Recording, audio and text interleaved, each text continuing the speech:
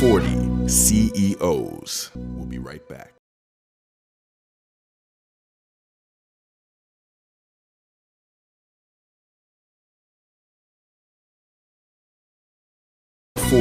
CEOs.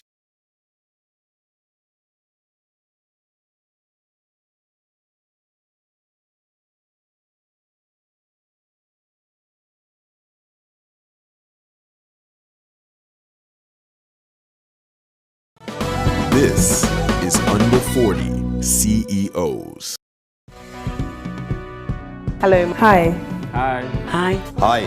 Hi. Hi. I am an under 40 CEO. I'm an under 40 CEO. I'm an under 40 CEO. I'm an under 40 CEO. Yeah, an under 40 CEO. I'm an under 40 CEO. I'm an under 40 CEO. I'm an under 40 CEO. I'm an under 40 CEO. I am an under 40 CEO. If you are a young man or woman of African descent building a business on the African continent or its diaspora, then here are reasons why becoming a member is a really big deal.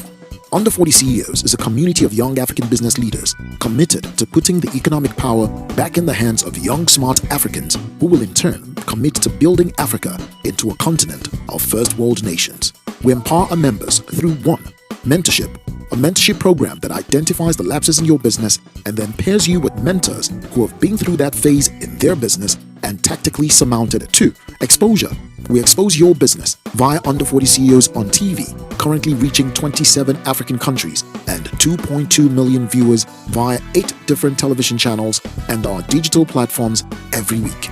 This we also supplement periodic features on radio, under40ceos.com, and our social media. 3. Courses and events. You gain exclusive access to our courses, knowledge-sharing platforms, and business networking events. 4. Advisory.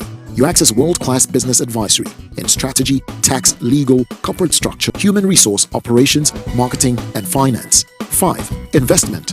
You access periodic investment readiness programs which will ensure you can access investors for funding. You too. You too. You too. You too. You too can be an under 40 CEO.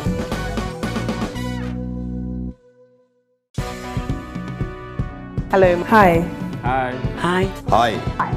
Hi. I am an under 40 CEO. I'm an under 40 CEO. I'm an under 40 CEO. I'm an under 40 CEO. I am an under 40 CEO. I'm an under 40 CEO. I'm an under 40 CEO. I'm an under 40 CEO. I'm an under 40 CEO. I am an under 40 CEO. If you are a young man or woman of African descent building a business on the African continent or its diaspora, then here are reasons why becoming a member is a really big deal.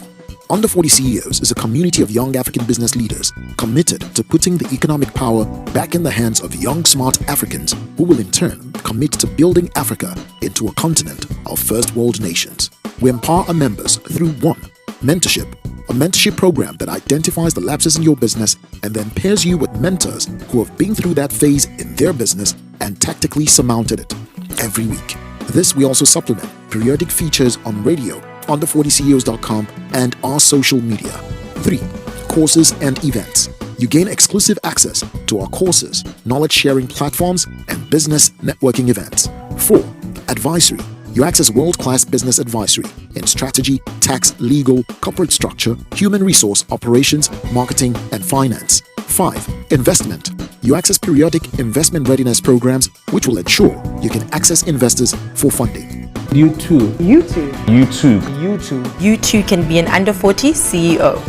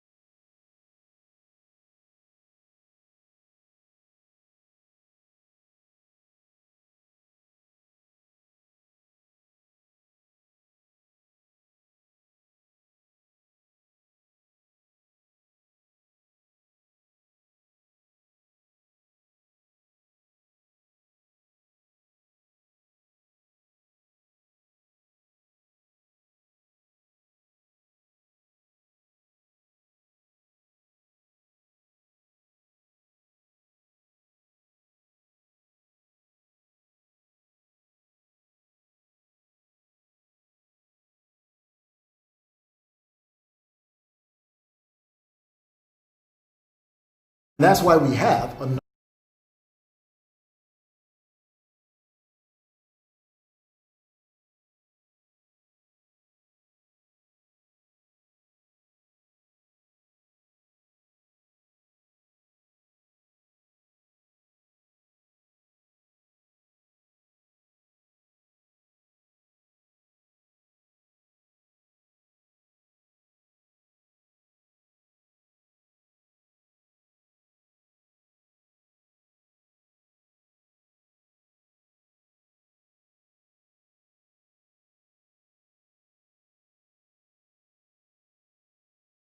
wise man once said, life is all about numbers. We agree.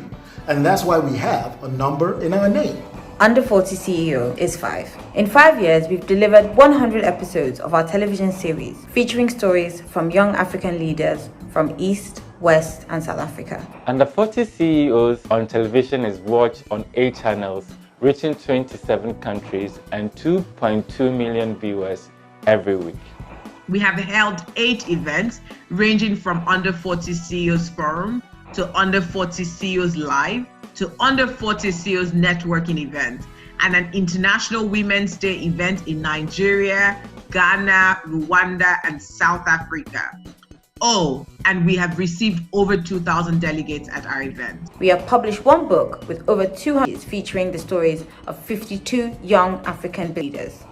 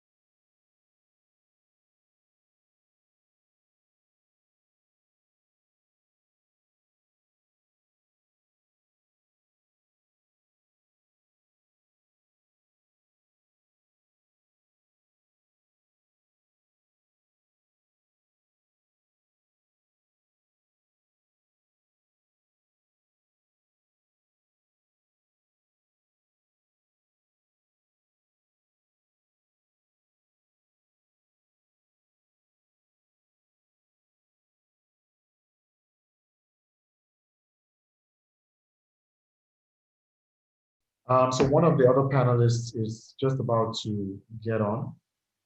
Most of them should be on before you even get on. So you can do the intro. Sorry? You can hear, you're getting an audio feed now. Okay, okay, so you can get he has your audio feed now. Do you need her to make any adjustments? I think this is perfect, actually. I think that's okay, Fadi. You have your.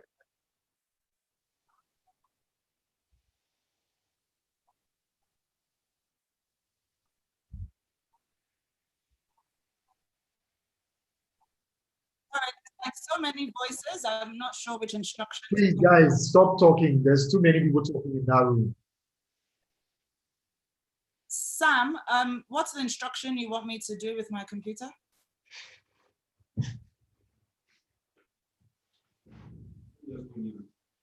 Everybody's talking there. Okay, this is fine.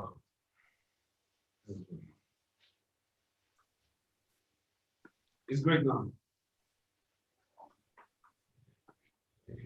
Okay.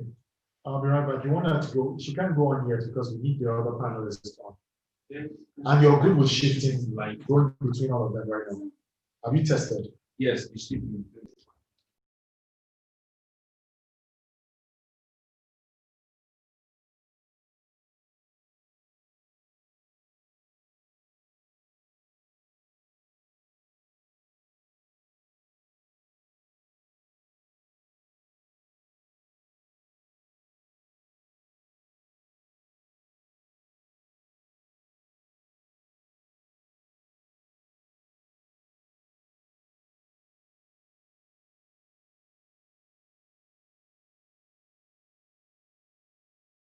A wise man once said, life is all about numbers. We agree.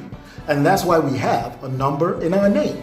Under 40 CEO is 5. In 5 years, we've delivered 100 episodes of our television series featuring stories from young African leaders from East, West, and South Africa. Under 40 CEOs on television, 2 million viewers every week.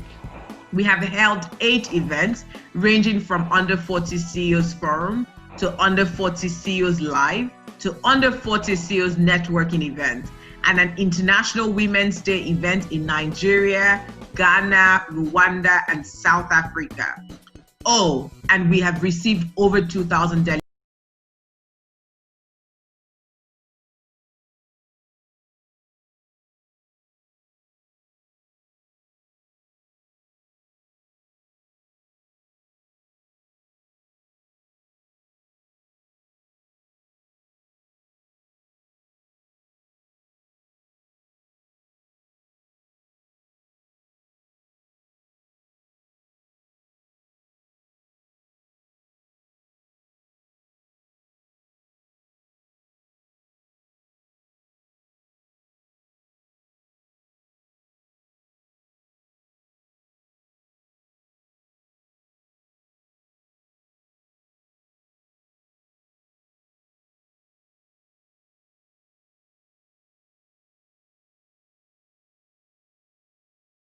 A wise man once said, life is all about numbers. We agree.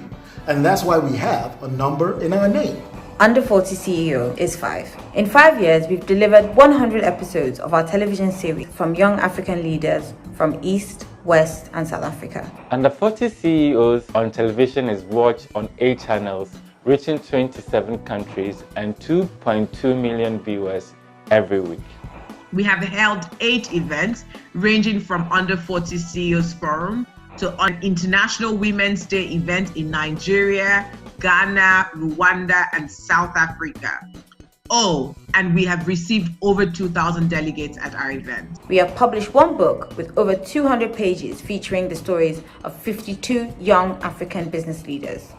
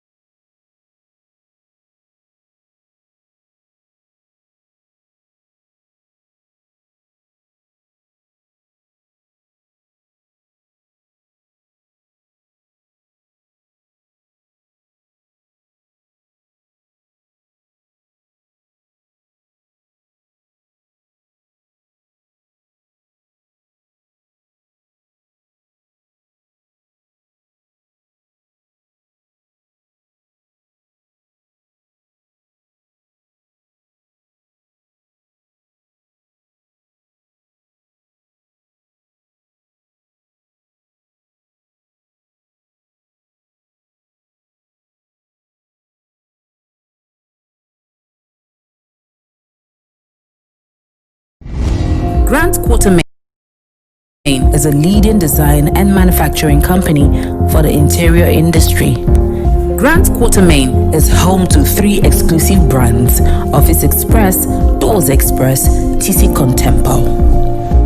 Office Express, the one-stop shop for a wide range of office furniture ranging from top-notch workstation table series, manager deck series, executive deck series, office cabinets, storage cabinets, credenza, mobile. Doors Express. Our door portfolio is made up of solid wood doors, flush doors,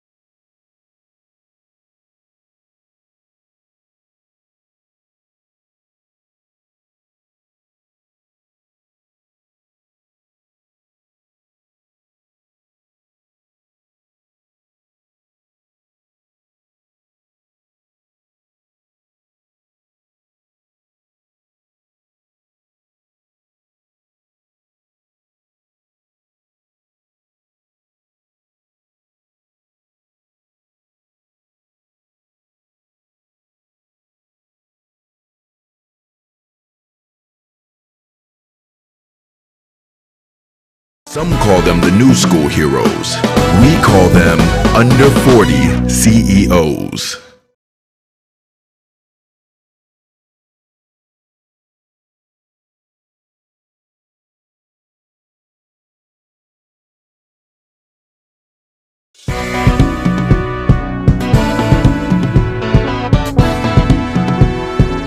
African Renaissance. The concept that the African people and nation shall overcome the current challenges confronting the continent and achieve cultural, scientific, and economic renewal is here, with young men and women taking the lead. Some call them the new school heroes.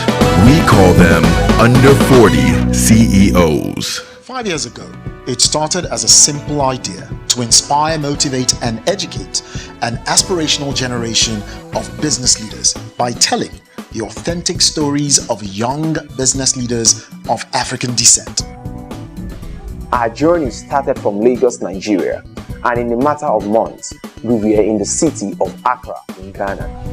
Southern Africa beaconed, and so we made our way to Johannesburg, Cape Town, Durban, and Port Elizabeth. The stories of successes recorded in East Africa drew us to Kigali in Rwanda. We engaged with our youngest and most successful business leaders and listened to the stories of resilience. Their journey in business like war left them with scars that they are grateful for. As they continually conquer a terrain many have described as unsurmountable. Our journey, like those of these businessmen and women, has not been the smoothest one, but we continue our journey with clarity of mission to empower one young business leader at a time. The stories inspire, inform, motivate, and encourage them to make a move, to stay the course. They draw strength from the community we have built. The more experienced guide the less with wisdom and knowledge learned from hard-fought battles. Yes, they are becoming more successful at building sustainable and scalable businesses. And they're all committed to a single goal: to build an Africa with first world countries. At 5, we reflect on our glorious past, having told the stories of over 100 young business people from around the continent to empowering millions of viewers in the same time frame. From gathering over 2,000 people at various events to share knowledge and valuable connections, to publishing our first book. From signing on and actively building up hundreds of members of our larger community of over 300,000 young Africans. We have admirable past, but now more than ever, we are focused on our future. Our 20-year goal to empower 50,000 entrepreneurs remains intact as we continue our reformational expedition into Anglophone and Francophone Africa. We are more than a community of business people. We are more than our television series. We are indeed much more than our events. We are the future of a prosperous and respected Africa. Join us on this journey. Yeah, yes, actually. It's doing that. So you don't need to do anything, Aisha. 5 seconds. Thanks. Fake smile ready. And hello, everybody. Hello, and welcome to the Under 40s CEOs Forum. My name is Fade Ogunro, and I am the founder as well as the CEO of bookingsafrica.com. It gives me great pleasure to be hosting this edition of the Under 40s Forum. And the theme is not business as usual. And we all know why. We are currently doing this virtually, and this is the first time this has ever occurred. So strap up, get ready, because over the next 3 hours, I'm going to be taking you through some amazing programming that has been curated specially for you. Yes, you, because you are Africa's next generation of young business leaders. So as the program continues, what I would like you to do is to let me know where you are, let me know your name, as well as what your business is, as well as your email address. So what you need to do is go into the comment section, because I know there's so many people that are going to be tuned in from all over the world. And we want to make sure that this program is geared specifically to your needs and your interest, as well as your business. So please make sure you let us know your name, your location, your business offering, as well as your email address, like I mentioned, in the comment section, because we want to get vital information that will help your business thrive, but also for the purpose of networking and collaboration, as well as, most importantly, value creation. So before I move any further, I'm sure you can see the amazing panelists and speakers on standby. So we'll just get a quick hello from them. Ladies first, we've got Yawa Hansen Quayo, I hope I said that right, who's the CEO of Emerging Public Leaders from Ghana. Hi, Yawa, how are you? Hi there, I'm well. Thank you. Great to have you. Thank you so much for joining us. And all the way from South Africa, please make welcome the country director and CEO, Aisha Panda of sweepsouth.com. Did I get that right? You did. Fantastic. Nice to meet you, ladies. And of course, we've got Mr. Patrick Buchanan, the CEO of the AC Group. Hi, Patrick. Hello. And we've also got Emil Kinuma, who is the CEO of TransUnion, and I believe he is currently residing in Kigali. Hi, Emil, are you there? I'm sure we can see him as well. Yes, there we go. Great to see you, Emil. So before we move any further into the rest of the program, I would like to make welcome the country director, South Africa, of the Under 40s CEO, Phyllis Gaye. Now, a little bit later on, we will also be meeting more panelists, such as Dr. Ola Brown, who is the CEO of Flying Doctors Healthcare Investment Group. She will be joining us a little bit later on.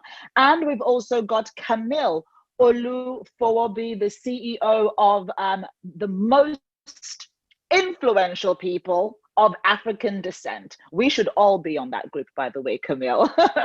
So you probably have heard of MePad 100. He is the CEO of MePad 100 from Nigeria, Camille Olufowobi. So Camille and Dr. Ola will both be joining us a little bit later on. But in the meantime, we're going to jump over to South Africa, have a quick word with Phyllis Gaye, who is the country director, South Africa, of the Under 40s CEO. And she'll also let us know what we should expect over the next few hours. So Phyllis Gaye, over to you. Thank you very much, Fadi, for that awesome introduction. Good morning to you from the vibrant and the metropolitan city of Johannesburg, and welcome to the 4th edition of Under 40 CEOs Forum. My name is Phyllis Gaye, Country Director for South Africa at Under 40 CEOs. Under 40 CEOs Forum has been described as the largest gathering of young African business leaders, and rightfully so. This year, we've broken a record as we've registered over 5,000 delegates for the forum. For the first time in our 5-year history, we meet virtually, but that doesn't take away from the essence of the forum and your ability to learn, share, network while seeking out value-driven relationships and opportunities to collaborate. Our theme for this year's edition, Not Business as Usual, which was conceived last year, is the 2019. I must say, the year 2020 can be aptly described as a year of disruption. This disruption is a pandemic-led one, which significantly changed the dynamics of operations across the world. This reality has facilitated the bankruptcy of several businesses in Africa and has also accelerated the growth of some outliers. Even though there have been breakthroughs in research on the coronavirus vaccine, the World Health Organization has projected that the world will still have to grapple with the health impact of years. This is even truer for several African economies who are slipping into recession and economic crisis. In order to harness the lessons learned from failures and successes of organizations in this period, Under 40 CEOs has brought together business leaders from across various economic sectors, from East, West, and South Africa, to draw insights and share recommendations on what business operations within the African context should and can be in the next few years. This would also provide a platform for local and international collaborations, leveraging technology to aid business sustainability. Over the next 3 hours, expect to hear an amazing keynote address from South Africa's finest businessman, investor, and speaker, Vusi Tembekwayo. A chat with our founder and executive director for Africa, Famalus Akin Babajide, who many of you call, and an inviolable panel, including Nigeria's Dr. Ola Brown, Rwanda's Patrick Buchana, Ghana's Yawa Hansan Kwao, Nigeria's Camille Olafawumbi, and South African anniversary celebrations have been beneficiaries of our free book and membership giveaway. Others have pitched to win a seed fund of approximately $1,300, and today, 5 winners will be selected from a total of 10 finalists to win this sum. Nelson Mandela said, and I quote, "There's no passion to be found playing small in settling for a life that is less than the one you're capable of living." At Under 40 CEOs, we have all programs that are designed to do one thing: to empower the next generation of business leaders.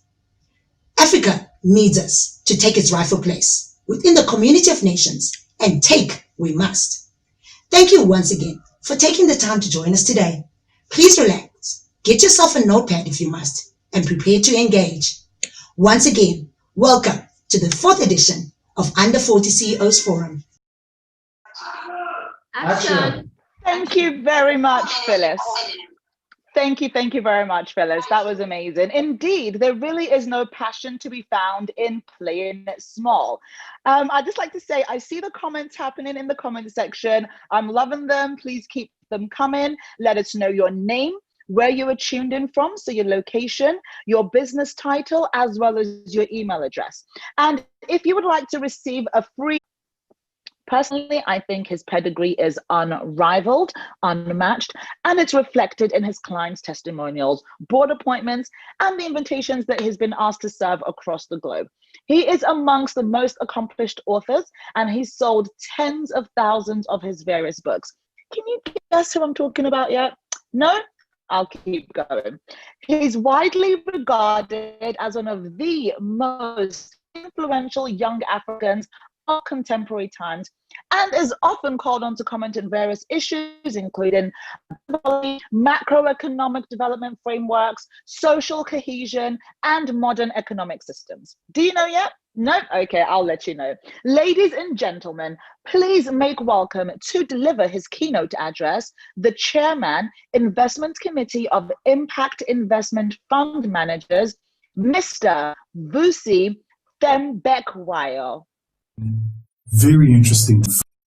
Hello, family. Here. So, this year, I think at the 4th edition of the Under 40 CEOs Forum, a big part of the conversation we need to have is about how do we do business in a manner that is not usual. Now, this conversation about business unusual has frankly become a bit tired. We're hearing that all over the place. At all sorts of conferences and gatherings, people are talking about how business is different today than what it was a year ago. So you get no prizes then for talking about the fact that things have changed, about the fact that business is different.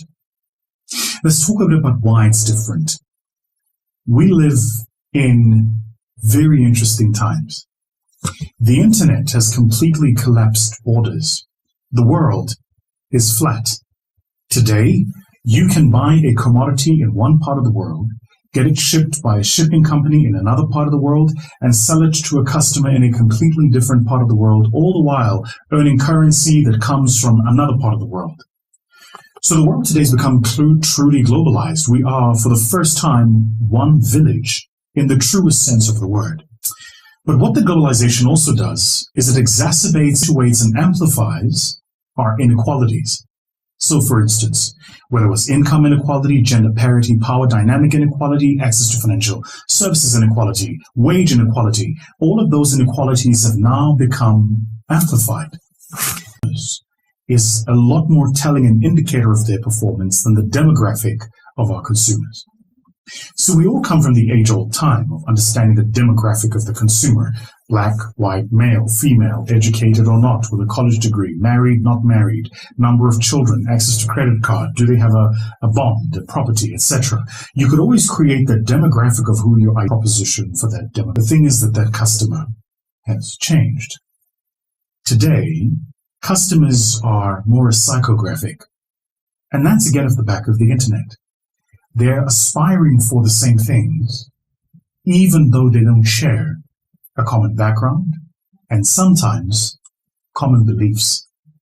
Different people that come for the first time share a psychographic. They share a perspective of the world. They see it in similar ways. And so you're seeing different people that come from different parts of the world that want to achieve similar things.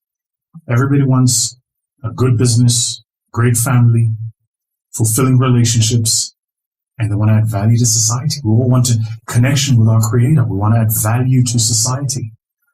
And so the question for you to ask yourself as you're dealing every day in your market with your customers and your consumers is, are you dealing with them as a demographic or as a psychographic? Do you fundamentally understand how their brain is turning, how they see the world? What are they hoping for in 10 years' time? What do they see their children in 50 years' time? Do you understand the psychographic? And then finally, recognize that what COVID has done is it's fundamentally shifted this conversation about when we talk about value. What does that mean? Value has changed. And the values of societies have changed. One of the ways I think you see value is changing is how people are identifying themselves and how people want to be identified. For the first time in a long time, people today, the world over, want an archetype of identity that represents how they see themselves, not how they've been taught. So the reason you're finding movements like the equality movement, or Me Too, or Black Lives Matter, or the color movement around the LGBTQIA plus community is precisely because there is a population in our time that says, not for who you want to see me as. So value is changing around this construct and idea. 10 or 15 years ago, your ability to do well in business as a business leader was driven in part by your ability to be aggressive and to get things done. We're seeing a shift in that now. We're seeing a migration from that thinking away from, can I be the boss? To, can I inspire? Can I lead? Can I get people to believe in themselves even when the odds are overwhelmingly stacked against us? Can I truly be an inspirational leader? So we are living in this interesting time. Business is not what we expected it to be. We're all having to learn to adapt, to learn new skills and new ways of working. We're all having to learn to see the world in a different way. Here is, though, what holds true and honest. There is only one question for you to ask yourself, and I lead. Or are you allowing your rate of change to be determined by the rate of change in society? To Phyllis, Alu, and the team, thank you very much for the invitation to join you in what was the fourth. Thank you so much. It was very, very insightful. I have been looking at the comments. It was not too strong. Never mind, if you missed that, this will be available to watch again on the Under 40 CEO's YouTube page.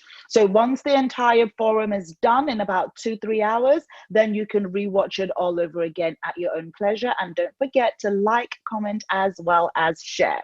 So I've been asking to let you to share exactly where you are watching from, what your business is, and what your location as well. So I see Blessing, Asayamo Blessing, Nigeria. She's the CEO of Tare Ventures.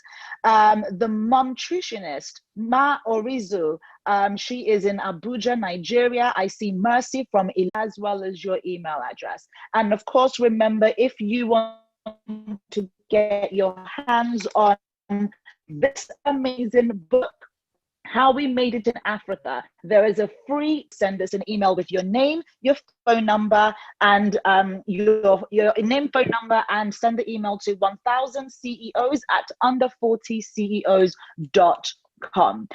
All right, so now that I've gotten that out of the way, now we get to the juicy part of the program. We get to have a chat right now with the Under 40s CEO. He's been doing this for about 5 years. The amazing work of empowering the next generation of young African business leaders in the continent. And I've had the pleasure of meeting and knowing him for almost 10 years, I'd say. Let's not give our ages away. But I've known him for a few years. Possibly needs noting met him. He travels the continent having conversations to inspire the next generation of business leaders. At south of France, and we were participating in that. You may know him as Family Lucien CEO. Let's give him a round of applause. Hello, how are you? I'm very well, Patty. Thank you for that awesome introduction. And of course, you're doing an amazing job right here. Thank you so much for doing this. Thank you. At least it's virtual. So I'm literally sat in my house in London right now. So I love the fact that, like we said, it's not business as usual. Because this time last year, we would not even have had a conversation about hosting it virtually. So the fact that we can work from anywhere, we can still inspire people, we can still motivate, we can still educate and inform without having graphical boundaries set in place. I think that this now opens up the world to a new way of business. So before we move into that, and of course I'll be discussing this with the panelists, I want to find out a little bit more about how this whole journey started, Fab, because we've spoken about so many different things. I know your vision for the Under 40s. Please feel free to drop it in the comments section and I'll come to them shortly. So once again, congratulations on celebrating. Imagine what was happening 5 years ago at the inception. So let's get to the very beginning. And how was Under 40 CEOs launched, and why did you feel there was a gap that needed to be filled, and why were you the person to fill it? All right. Thank you so much for that question. That was a beautiful question. And a lot of people who know me know that I started business. My first attempt at business was when I was 9 years old. Elementary school. I decided, I found a lot of waste paper right opposite my house at the time in the print. Gave a few friends to sample. And once I gave 10 out, I just started jotters to friends and then classmates as well. Maybe even 5, 6, 7 years. I mean, I've done a lot of businesses from media to with the CEO of another. What if a young man who was just setting out today in business could just be a fly on the wall right now and just basically take in all of this, milestones in our journey, to becoming these CEOs. They would actually learn a lot, and they may not make the same mistakes that we made, coming up in business. And so I thought it was really crucial because nobody was finding out who these young, successful entrepreneurs and business leaders were and telling their authentic stories, telling it from a perspective of what the challenges were. A lot of people make it look good. Oh yeah, but how? It wasn't that easy. You didn't just wake up like that. So we decided, okay, let's try to tell from an authentic perspective, and people would definitely be more informed. I did get an email sometime from a young man who said, you know what, after watching about 10, but what it is, so we started out just wanting to be a TV show, because we thought audio-visual means was more effective in storytelling. And so, after that conversation I had with my friend, interestingly, we launched the show about 8 weeks later with 13 episodes. We launched with 13 episodes from Nigeria, and then we moved to Ghana. And after a while, we started to get, emails and requests to meet with these people. Like, why can't we have a little event and meet with these people? 30 minutes is not enough time for them to share, from the wealth of experience. Can you just do this? And I'm like, okay, why don't we put together a forum? Those we now call the platinum members of the network. We've evolved into a community, and a community of about 1,000 young, enterprising, amazingly successful people who have built scalable and sustainable businesses. And, these guys, we interact on a regular, of course, there's this saying that iron sharpeneth iron. So, just being in a room with guys who have built and are building, amazing businesses alone gives you an edge. So we've built a membership, structure into it over time. So from our events, we also have the networking events, we have the forum, we have the live events, the Under 40 Series live events, where we now get the more established. So the last event had a billionaire oil and gas mogul, Tony Cole from Nigeria, engaging over 400, young people who are trying to build stuff, businesses in his industry and maybe outside of the industry. So indeed, we have evolved into this community that is now trying to empower using all of this media and as tools now. So we're now using the events as tools, we're using the TV show as a tool, and then wherever we gather, we are always— especially now, though it's not business as usual, lives. Thank you for that. So organically, and it seems like the under— We'll come to that shortly. Whilst we're receiving entries for Johnstown Fund, we saw a lot of people weren't being honest. One item, we guys were not being their true selves, but we try to create environments where they can be their true selves. And of course, advisory services, like I mentioned earlier. We have a South African business, for instance, whom we just opened an office for in Lagos, Nigeria. We hired for in Lagos, Nigeria, and they're going to be up and running from January of 2021. So those are some ways that we, empower these guys. And mentorship is something that's also very, very important and strong within the network, because we have tiers of membership ranging from platinum all the way to student members. And we usually do quarterly surveys with all of these members to understand where they are with their businesses. So we know who to pair them up with, who can hold their hands, people who have been through similar, experiences and paths in their businesses, to handhold them for a few weeks, sometimes months, to get them to where they need to be. So those are some of the ways that we empower people within our network. Thank you. That's so insightful, very useful. And I'll just throw that out there. I'm all about the economic empowerment of females. So if there's anyone out there that you'd like me to mentor, please put me on the list. So you've been doing this for half a decade, 5 years.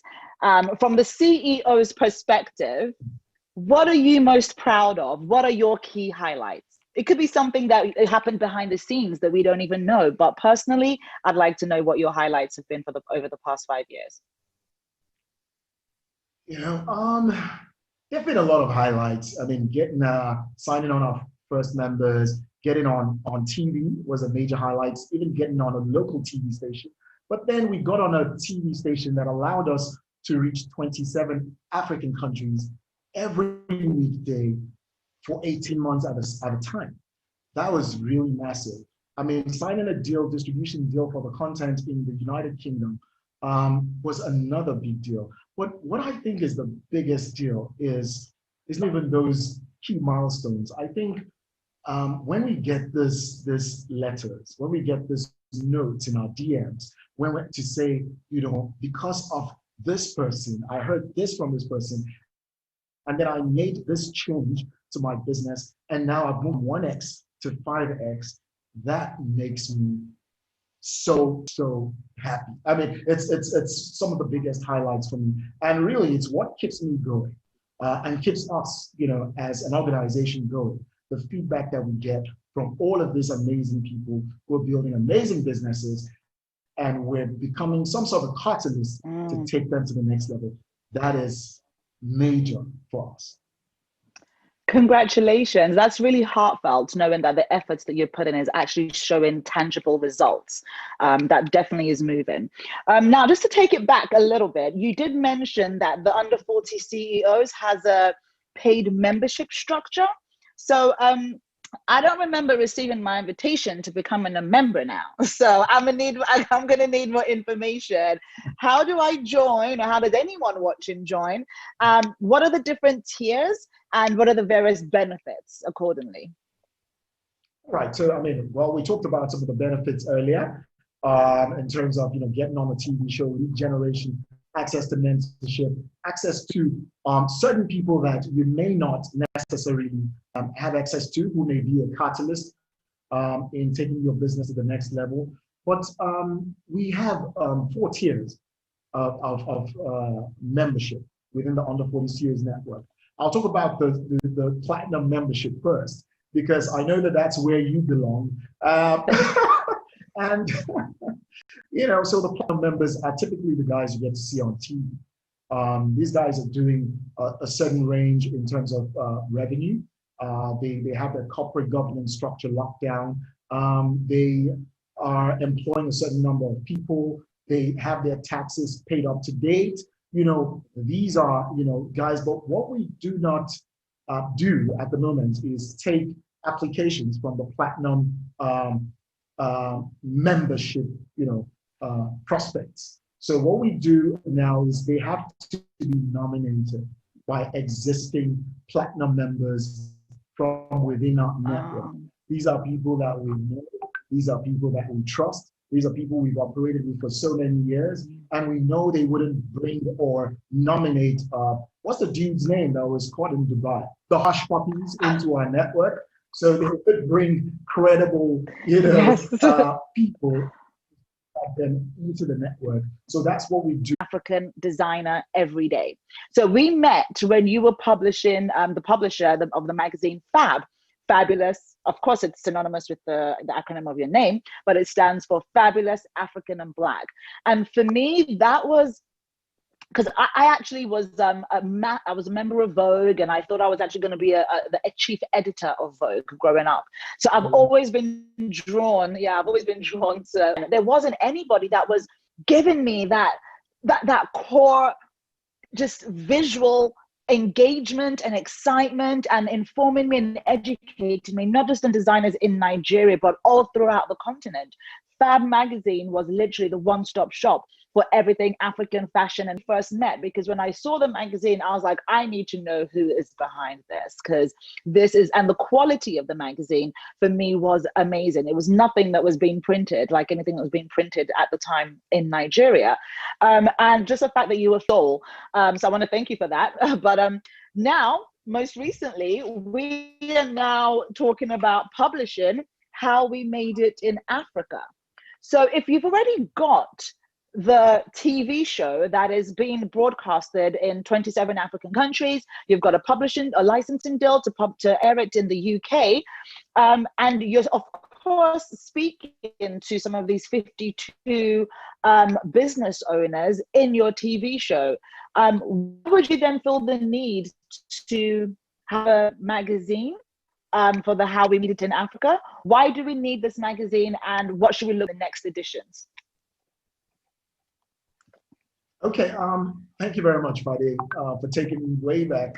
Yes. But the one thing that just occurred to me now is that I've always been Pan-African in my stories. I mean, Fab Magazine was born out of, just looking out there and seeing that there was nothing true representative of all that was fabulous about being African and Black, and we decided to curate content from across Africa for the rest of the world.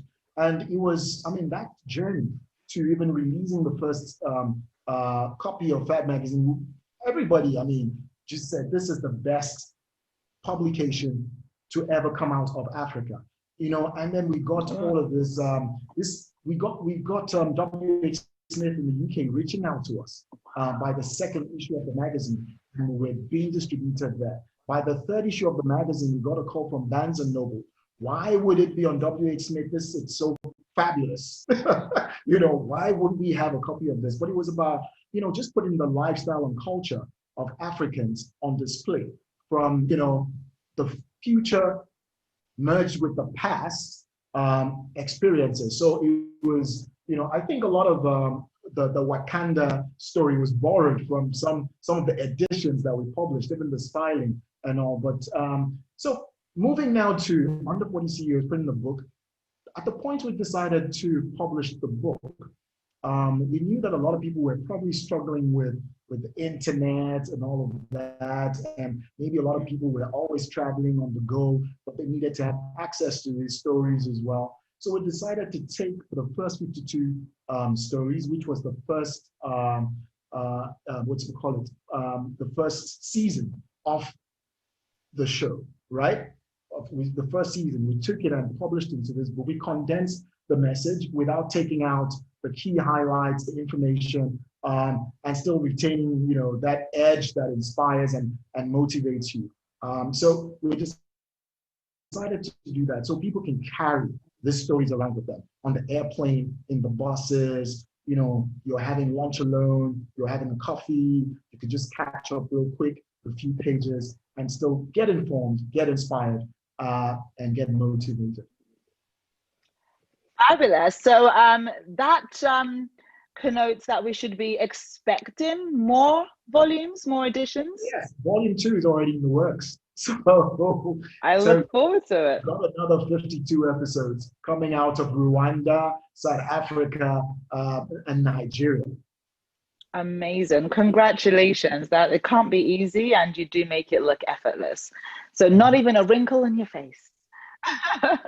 Botox maybe. We'll talk about doctors later. All right. So I know this is the 4th anniversary edition of the Under 40 CEO Forum. However, the actual Under 40 CEO by itself, this is the 5th anniversary. Yes. And there was a big buzz. I know we've been talking about various celebrations. We were talking about which country should we do it in? Should we have it in all the countries across Africa, Sub-Saharan Africa, North? I know you wanted to have like a massive celebrations. And of course, then Corona happened, the pandemic occurred, we're on lockdown. So how did you pivot the celebrations? Were they still monumental, memorable? Or are you going to maybe just like did you do a little one and then you want to maybe have a bigger version next year or somewhere down the line? How did you celebrate? All right. Well, so at the point where Corona happened, we knew that so a lot of businesses were distressed. A lot of people needed, just the hope. They needed to hope again. They needed to believe again. They needed support. They needed to know that there was a who we know them to be today. And something else we decided we would do was to give away some just seed funding. Call it a jumpstart fund. That's the name we eventually gave to it. And we decided, but we want to see some of the brightest ideas from across the continent not die. And so we decided, okay, we will give them $1,300 each. It's not a lot of money, but for some businesses, it actually is a lot right now. And then we decided that beyond that, we would give them access, we'll mentor them and then give them access to other sources of, income over time. So we just decided, let's just support as much as we possibly can. And it's gone incredibly well. And we're proud as managed to achieve, with the 5th anniversary celebrations. Fantastic. Congratulations once again. So I want to put on my business hat. Most people might underestimate how business-minded I actually am, but we'll get media company, right? A lot of people might not think it's a profitable business, or they might not see it as a structured business. So when I have my board meetings, of course, there's KPI set, and you have to always rate and measure the impact of whatever your business is. And you have to record that so you know what you're measuring, you know how to iterate, you know how to improve. So as the Under 40 CEO as a business, how do you rate and measure the impact and influence that's been recorded over the last 5 years? Is it just through the messages that you get saying, oh, that was a great show? What are the actual measurable impact? What can you actually measure to know how well the business is doing? Okay, so our mission, statement says we've set out to empower the next generation of business leaders. But what does empowering mean? It means you're able to build a sustainable and scalable business. Right. So for us, how we measure the impact, or for people who come in touch with us, either becoming members or they become a part of the larger community, or maybe they attended our events, we stay in touch with a lot of these people on a quarterly basis to understand how what you heard or what you got, what you received from us has moved your business forward. So we met the major way we measure is by scalability. How have you been able to move from 1x to 2x to 5x? And we've got at least over time, we've got at least 5,000, in the region of 5,000 businesses that we have data on that continue to give us information on a quarterly basis on how they're progressing or regressing, because we've had some who say, I'm actually not doing so well right now. And we ask, okay, how can we support you to get to the next level or back to where you were before and serve as a springboard for the next level? So that is how we actually do measure the impact. Now, at the end of the day, we have about 5,000 off millions of people that we've touched over time. But that's sort of like a microcosm of the entire, of the larger community. And that's how we measure impact. When it comes to what we will be, it's the impact we're reporting is much more important for us, especially in the first 5 years. The next 5 years, we could worry about becoming profitable, breaking even and then becoming profitable. All right. Yes. I always tell people that most businesses, especially in Nigeria, you should be looking to break even around 5 years and then see actual profits 7 years onwards. A lot of people expect to break even and start making profits in 18 months. I mean, it's not impossible, but it's very, very unlikely. So at least you're very realistic with your timelines. Now, going back to the subject of wrinkles. A little birdie has told me that you were about 37 at the time where you founded the organization. Yes. So according to my math, that means you are over 40. So does that mean that you can no longer partake in being an under 40 CEO? So once I turn 40, I can no longer be a platinum member, or what happens then? What happens to members generally when they turn 40 because of age? No, we don't take football ages. And the truth is, we found that a lot of older folk, I found 65-year-olds reach out and say, you know what, I actually just started this business and I heard so and so on your show, and it just prompted me to make some changes, and they're all plugged in. We find them, they're there on our Facebook pages, they're there, and so we decided at some point, how do we not alienate, because we will turn 40 at some point as well. How do we not alienate a lot of these people? So people who are over 40 are actually welcome to join the network, but the only benefit that they will not receive is the feature on television. Our CEOs have to be 40 and under as at the time of filming the episodes. So they can have access to the wider networks, the businesses, but you cannot be on television. So when we turn, and one thing I say within the network is, once an under 40 CEO, always an under 40 CEO. So this year, we gave plaques to some Hall of Famers within the under 40 series community, like Tony Cole. He was in his 30s when he launched his oil and gas company. So he is an under 40 CEO. Herbert Wigwe is the founder, one of the founders and CEO of Access, take on the role when the time comes. But if the time does come and they're not ready, okay, I'm telling you now, guys, gotta be There, you've got to be on your best behavior and start getting your things together, guys. You've got the match. I know you're going to stick around. You don't really have a choice. You can't go anywhere. But most importantly, thank you for being so selfless and sharing this wealth of information, and also being studious enough and also persistent enough, because it can't be easy to lock down 52 busy CEOs film them, get the distribution, get it on TV. It's not easy. I've got a production background, and I know the bureaucracy it takes to just lock somebody down. You could be on your way to filming them, and their kid has fallen sick, or this has happened, and so there's so many extraneous activities that take place that means that things don't run as smoothly, and people don't get to see all stresses and hard work that takes place behind the scenes. Like I mentioned earlier on, even for this virtual event to occur, you haven't even had any sleep. So people underestimate the amount of hard work that takes place for success to occur, because success doesn't feel or taste like success because of the amount of work and sacrifices that have been put in place to get to where you are. So it definitely can't be easy. And I just want to once again, thank you so much for that. For all that you've done. I'd like to thank you, Fade, for doing this, because this was me in year 1, 2, and 3. So thank you so much for taking this burden off me. Thank you to all of the judges who participated in judging the entries. And of course, thank you so much to all the panelists. You all are busy.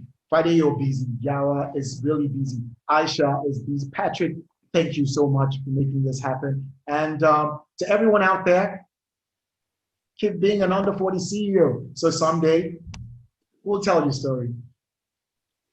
That's the plan. Thank you. This is a great platform for that. So just as earlier, for the under 40s CEOs 5th anniversary, the under 40 CEOs network called for a pitch from African businesses to win seed funding and support from the network, which is an amazing initiative, and how they pivoted and diversified during this pandemic is very notable.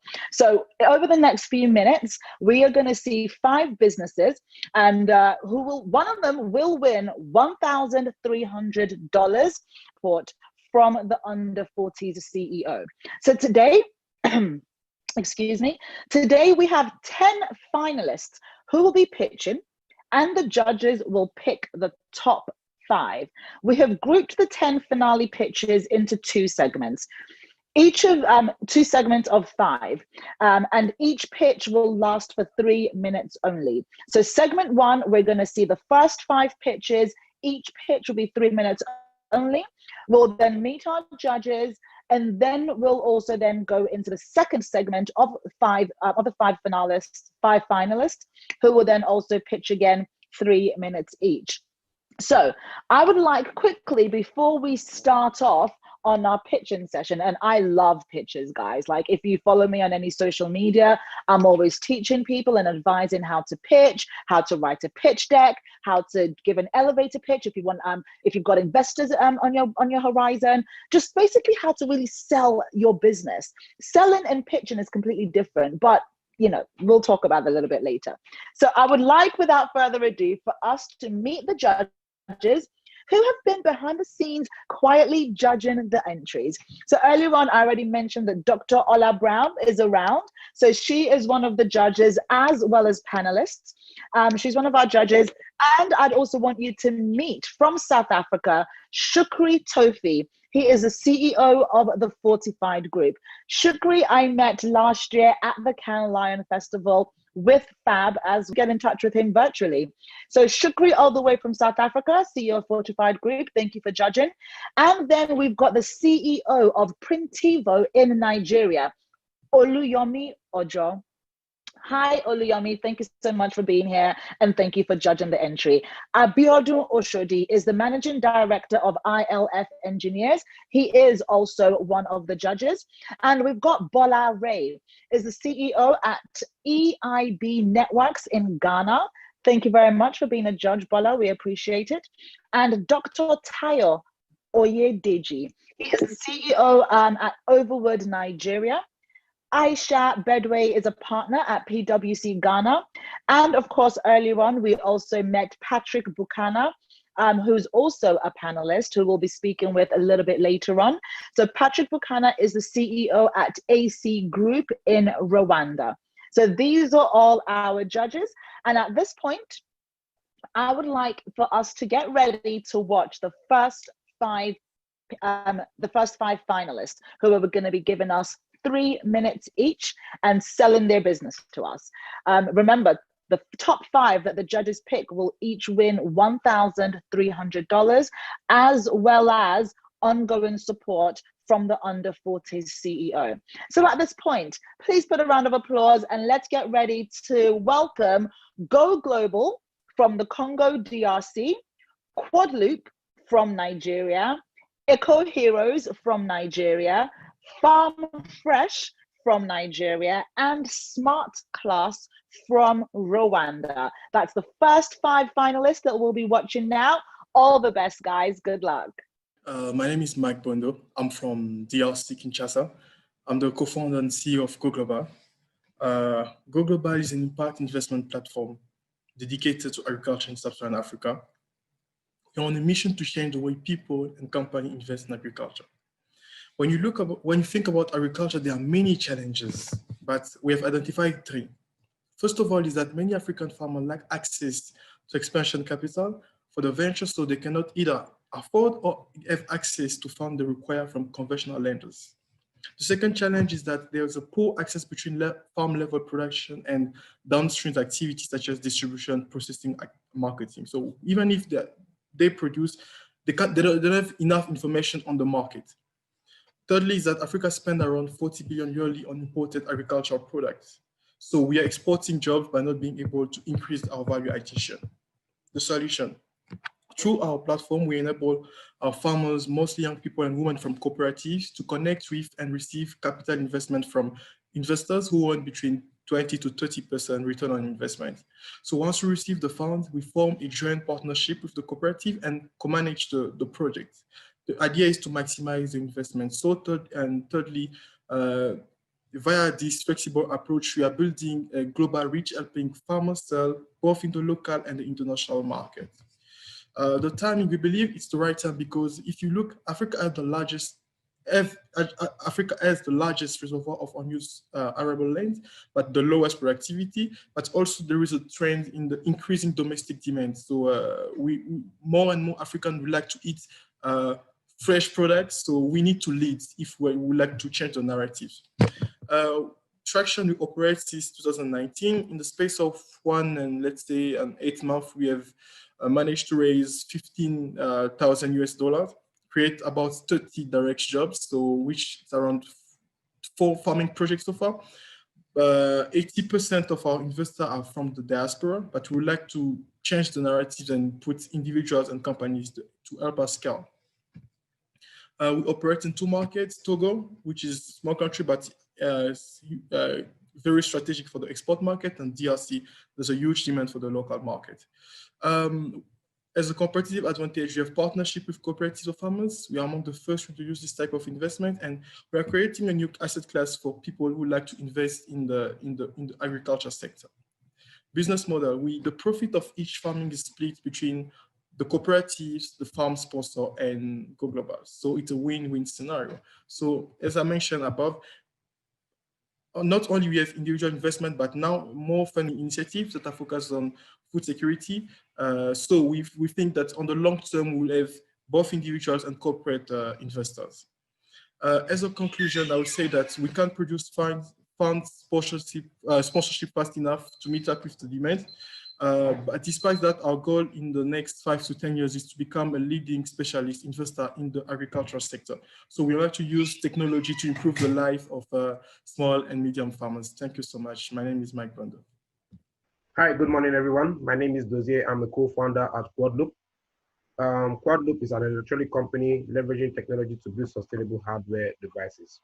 Basically, what we do, we leverage electronic waste, more like a waste to value model, right? So let's move on to the problem. We understand that there's a poor distribution in rural developing areas whereby people depend on fossil fuel and other dirty sources of lightning to light up their homes and businesses. Also, we understand the effects of carbon monoxide in the atmosphere and also the adverse growth of electronic waste in our environment. We came up with these 2 solutions. One of them is the Bliss Solar Wall Lamp, and the other one is the EMS Environmental Monitoring System. But currently, we have tested the Bliss Solar Wall Lamp in some rural hospitals, and it's been pretty awesome. We built this solar lantern from getting electronic waste, getting some key resource from electronic waste which we use to assemble and build this product. Right, our core value is we are out here to create jobs, leverage technology, as well as maintain a cleaner, safer environment for all. Our milestone so far, we have tested both products in different scenarios. For the solar lantern, we installed a few units in some rural developing areas in Osun State, whereby this product was able to provide lighting in some hospital ward and some homes. Also, we tested the EMS, the environmental monitoring system, in some gas stations and some homes that uses a centralized gas plants. So recently, we also partnered with eTerra. eTerra is a company that supplies us with our electronic waste, particularly lithium-ion batteries, which we reuse to build this product. Our target market, of course, we're starting out. We can prefer solution for the 190 million Nigerians. But our serviceable, obtainable market is around 45 million in rural and peri-urban homes. Our business model is simple: B2B, B2C, and B2G. Our partners, we are looking forward to partner with small businesses such as logistics companies, microfinance companies, so able to sell this product at the cost. Our future roadmap is to grow the business. And here's our team: myself, Osele, Noye, Kayode. And here's our contact: www.quadloop.co and info@quadloop.co. Thank you. Hi, my name is Olale Olayinka. I'm the founder of EcoHeroes.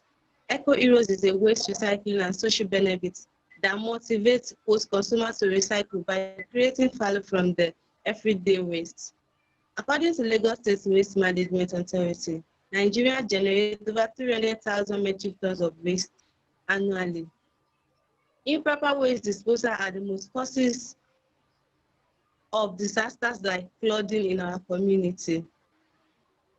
At EcoHeroes, we help people capture values from the generated waste, whereby these waste are being collected and giving out incentives like household items, food items, as well as home appliances. According to the World Bank, Africa generates over 1.6 billion metric tons of waste annually, which, when not being recycled, will increase to 1.9 billion metric tons of waste by year 2025. Get our post-consumer registers, collect their waste, take the recyclable waste to their recycling hub where it is being stored and taken to the recycling company, and then give out redeemable points to our post-consumers. Our value proposition: we give out easy access registration, convenient waste collection center, we have reward for waste, and we give instant mobile feedback to our registered consumers. Our target audience includes event centers, hostels, carpenters, worship centers, as well as schools. Our revenue model: to starting operation in year 2019, we have been able to collect and recycle over 50 tons of waste. Our ask for $1,300,000, which will allow us to purchase a pickup cycle. By purchasing a pickup cycle, it will increase our capabilities by increasing our geographical footprint within the community we operate, thereby increasing our revenue. We are creating a maximum sustainable impact by empowering community members, cleaning up the slums, and turning trash from being nuisance to resources. Our team: we have a team of 5 members, myself being the CEO. We have Akisaya being the admin officer, Latif Salam being the chief operating officer, Mr. Nu Abdulmalik being the tech officer, as well as Aminat Awojobi being the research assistant. Thank you so much for this great opportunity. Good afternoon. My name is Oluwatosin Ario, and I'm the founder CEO of Farm Fresh Grocery. Farm Fresh Grocery is into integrated farming, sales of ethically grown food items, and processing of herbs and spices into flavored foods. Concerned about what they eat and how they keep their immune system. Currently sell ourselves, but with this certification, it means we can extend our sales to this. Our processes basically includes dehydrating of the fruits, herbs and spices, grinding them and infusing them into whatever it is we want to do, whether the salt or the honey. And then we have to manually sieve and then manually package. All these processes are tedious and time consuming. The seed fund will, enable us, mechanize our processes which would also enable us to take advantage of opportunities at the dehydrator, grinder, basically mechanize our processes, and this would increase the volume of what we can produce. Thank you. Hello, my name is Yanizi Abdul. I'm the CEO of SmartClass Limited. SmartClass is an e-learning platform that connects secondary school students that are learning similar academic subjects and are in the same level to collaboratively learn from one another. Did you know that in Rwanda, only 30 out of 1,700 schools are referred to as fully equipped schools? And did you know that we only have 25.5% as the schools equipped with science laboratories, which means 1 out of 4 schools now have science labs. We also have the scarcity of books, whereby between 2 and 13 are the ratio of students per books. We have created this e-classroom that is able to support students that are learning similar academic subjects but from different schools to help them learn together and leverage. One can learn from another, and through this e-classroom we have 6 to 9 p.m. live teachers that are there to help the students. In this e-library we have these video recorded courses whereby students can rewatch. We upload the video courses whereby students can watch the contents and understand better. This helps a lot when there are the schools whereby there are no science labs. Students can at least watch the practicals and get to know something. About e-mentorship, we connect them with the professionals. So by implementing this solution, 65% will immediately have access to equitable quality education since they have access to internet. And as well, this is helping the SDGs number 4, whereby the target is that by 2030, all the schools, will be providing quality of education to primary. The target market is about 732,000 in Rwanda, which can grow to up to 4 million secondary school students in the East Africa. The addressable market is around 475. These are schools with internet connection, and the direct market is about 128,000. These are the students that are day scholars who can use parents' gadgets and have access to internet. Our business model is the subscription fee, which can be monthly or termly. We also run the short courses and the advertisements. Our uniqueness, why us, is that we have the intellectual property. For up to 10 years, we'll stay the monopoly of this market. We were the first edtech that supports countrywide collaborative learning. We have the experts that have been in education for up to 10 years. We also, this is our go-to-plan market. We visit schools, we use social media, and we reach out to media houses. This is the team, the sales machine. This is he have some backgrounds in education, and we help for the programming geek. Thank you so much. 2, 1, live. Congratulations to the top 5, well, the first batch, the first cohort of finalists. So we had Go Global from Congo DRC, we had Quadloop from Nigeria, Eco Heroes from Nigeria, Farm Fresh from Nigeria, and Smart Class from Rwanda. I'm pretty sure that the judges are gonna judging these pictures and finalizing who to give all that money to. I don't envy the judges at all, even though I've done a lot of judges judging for pictures in my time. But I think for now, I'm gonna let you guys do all the hard work. So everyone watching, I hope that you've had a great time so far, enlightening and educational. I know that a few people have been reading in the comments that the network isn't so great, but please be reminded that you can always go back. Once the event is finished live, you can then go back and watch the entire thing from start to finish, and that should be a lot smoother.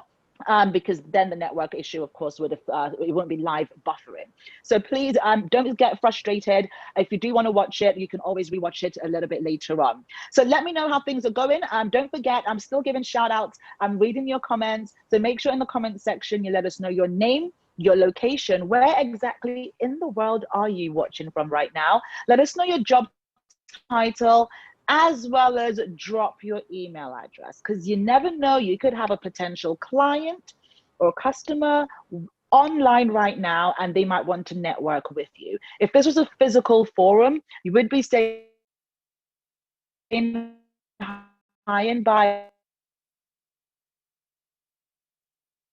meeting and bumper strange and making new friends. But we can't do that. This is not business as you. So we've got also free e-copies of How We Made It in Africa.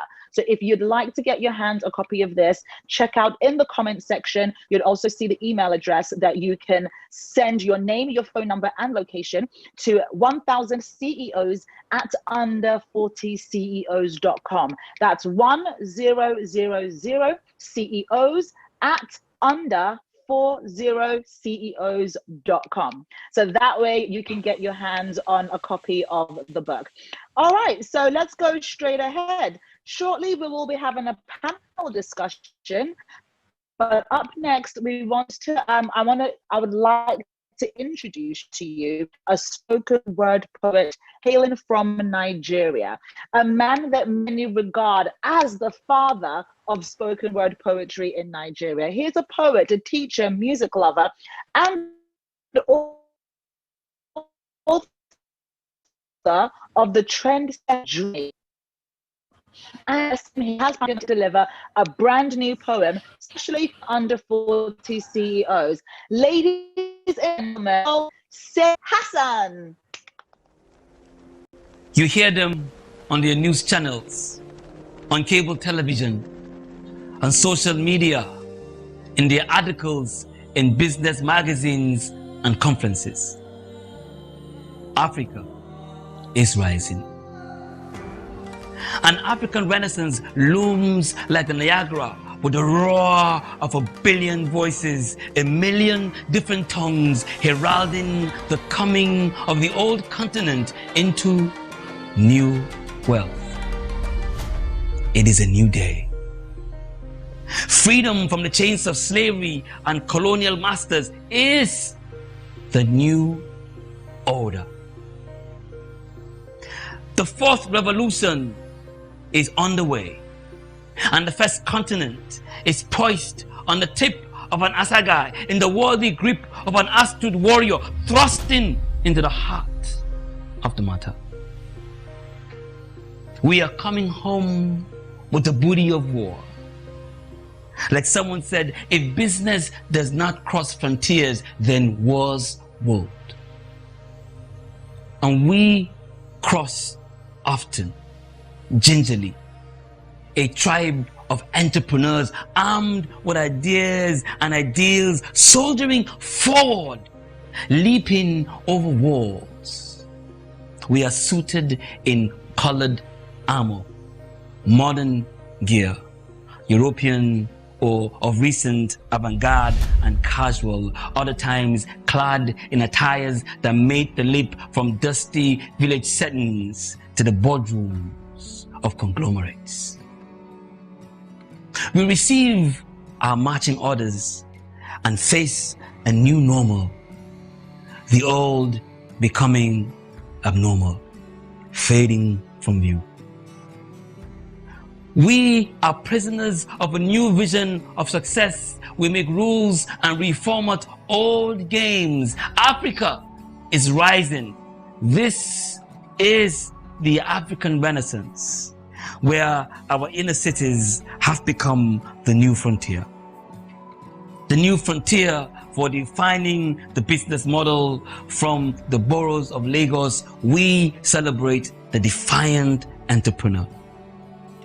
Safari of East Africa, Nairobi, Addis Ababa, from old religion to new industrialization. And the miracle of Kigali, our very own Black Phoenix, and the advancement of Johannesburg, Msanzi, once raped but proven indestructible. And the sweet scent of new economies breaking earth and reaching for the stars. Mama, there is a renaissance. Your children have woken from their dead slumber. We have opened books carrying the secrets of the future. We register our thoughts in journals, narrating the paths of power and progress. We create businesses that outstand the world and gives Africa a grand stand to perform the magic our ancestry imbued in us from the beginning of time. It is time. It is our time. It is Africa's time to take back the lead and to take back what was taken, to flex in the strength of what was given freely. But it has taken blood and sweat and 100 years in the trenches, waiting and building the power to rise, the base from which to fly. And here we are, ready.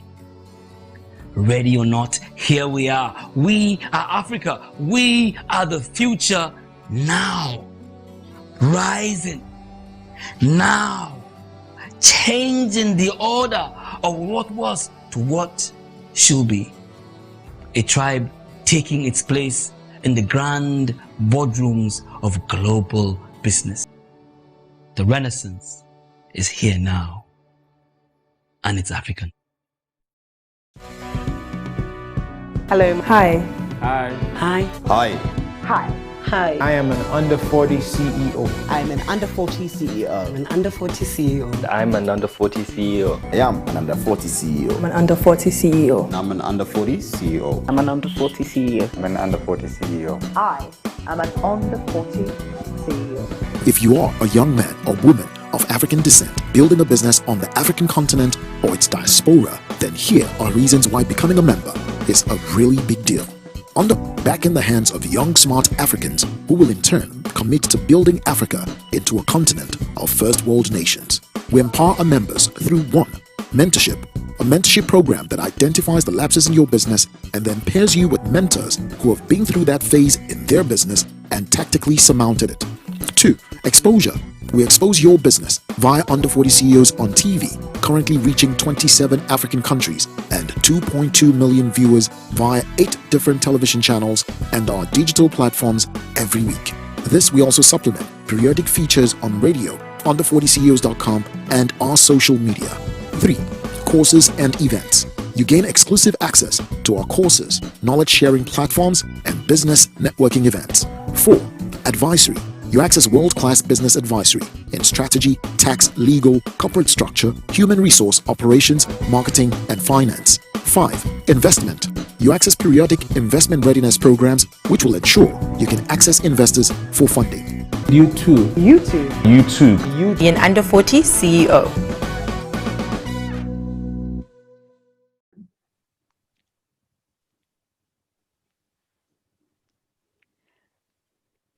Thank you so much, Sage Hassan. That was moving and impactful, and I really felt that. I really enjoyed that. That was an awesome recital, and it was specifically and specially written and delivered for the under 40 CEOs.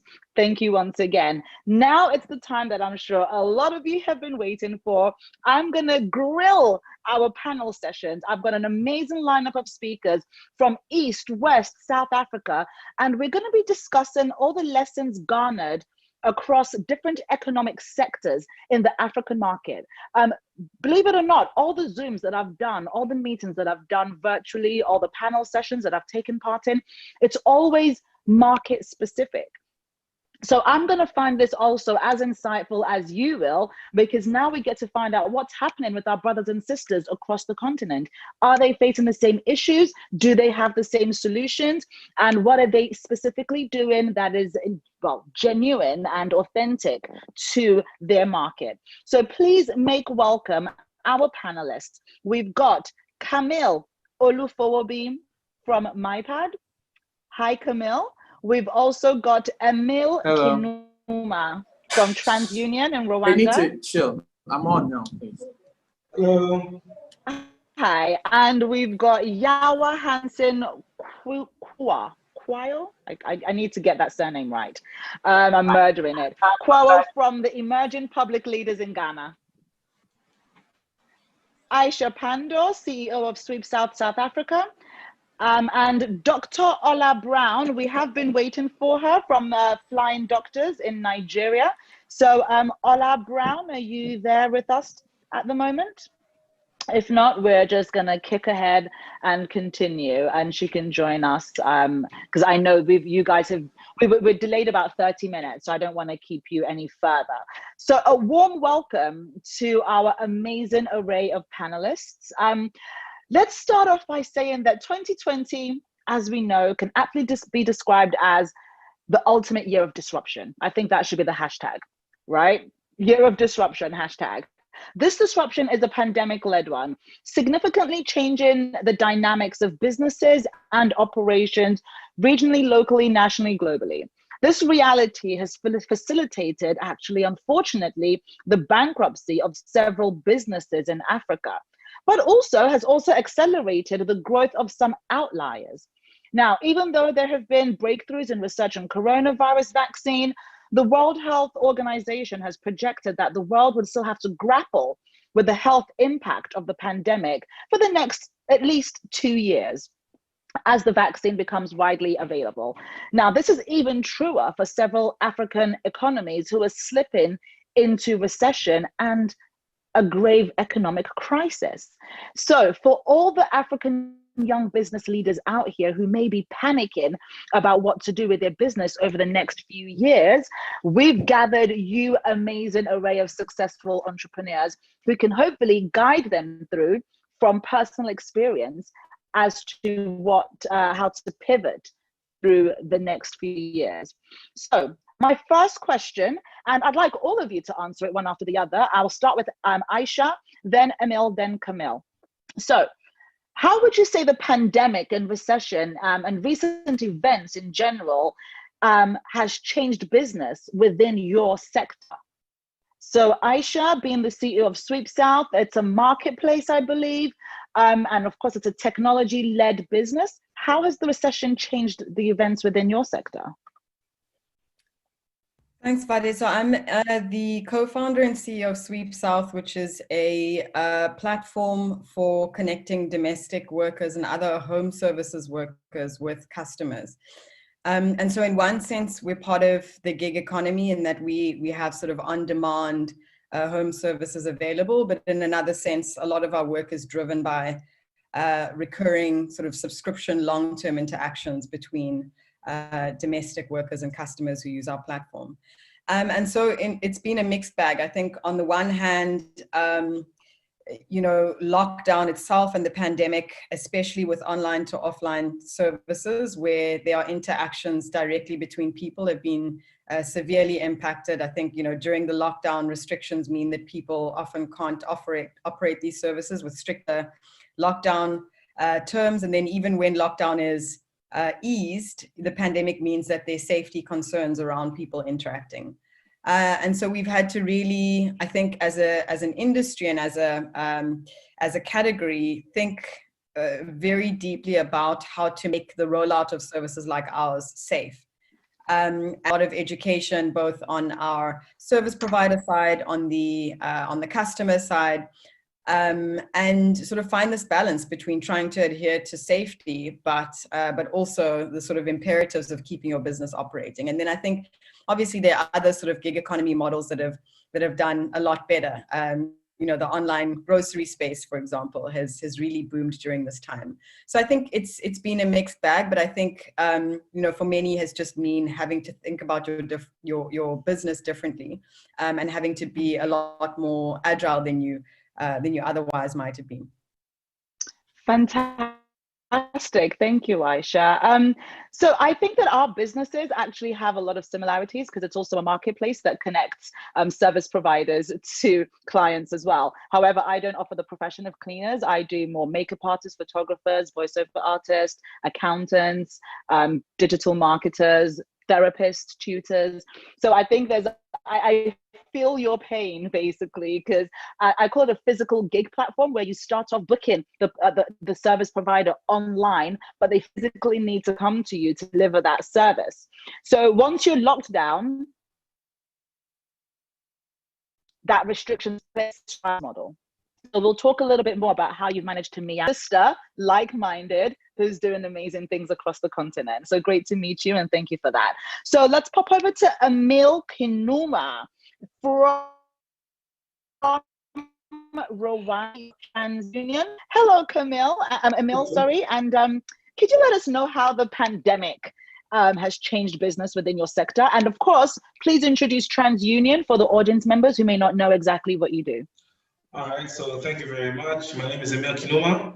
I'm the country manager of TransUnion. TransUnion is the credit preference bureau of Rwanda. TransUnion in Rwanda is part of the TransUnion family, which is a NASDAQ stock exchange listed company that provides bureau services all over the world. And we're in 8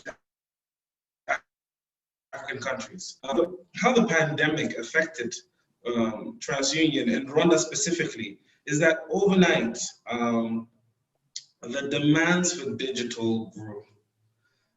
Whereas if we had a lot of manual processes or had to deal with clients face to face, we quickly had to move to digital and offer that avenue to clients, because that was a new demand with restrictions that came into place, with shelter in place type of restrictions that came about.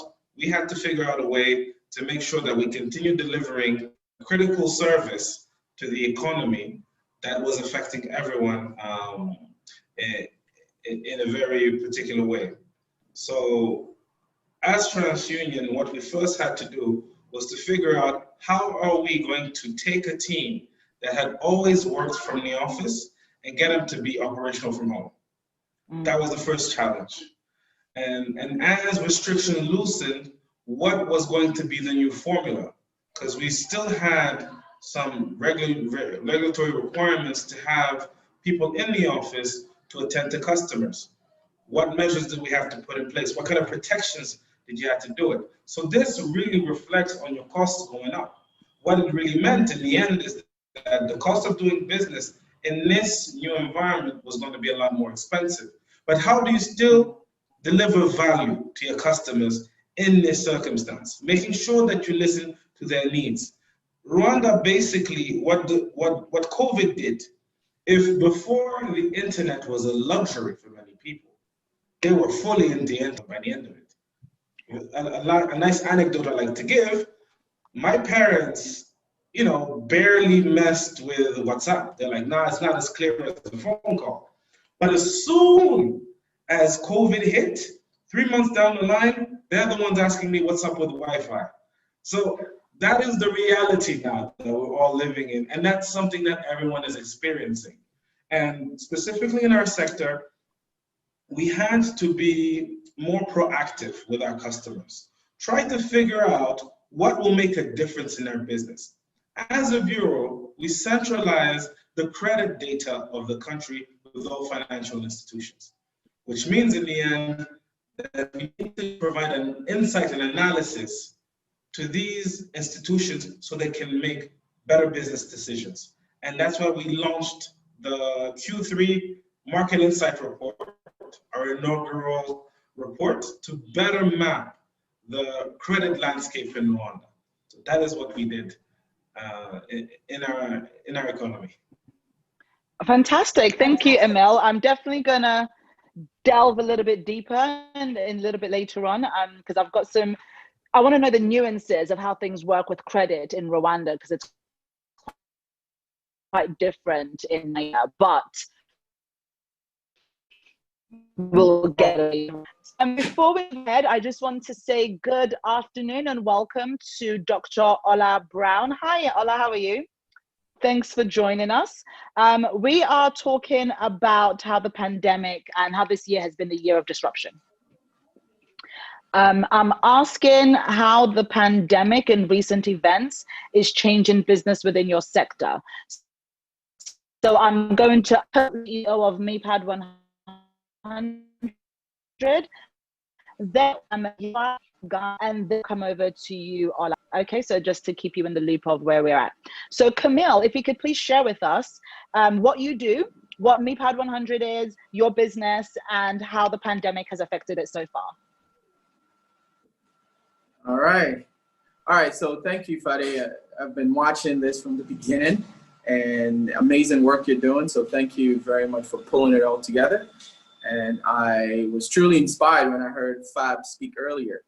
And I always like to tell him that, you know, he was designed to do what he does. I can say I'm you know, one of his biggest fans. So a big thank you to you and the team for putting this together. It's definitely not business as usual because just taking this forum itself online, you get to appreciate, you know, what businesses had to face to transition with COVID. So thank you again for all the work that you're doing.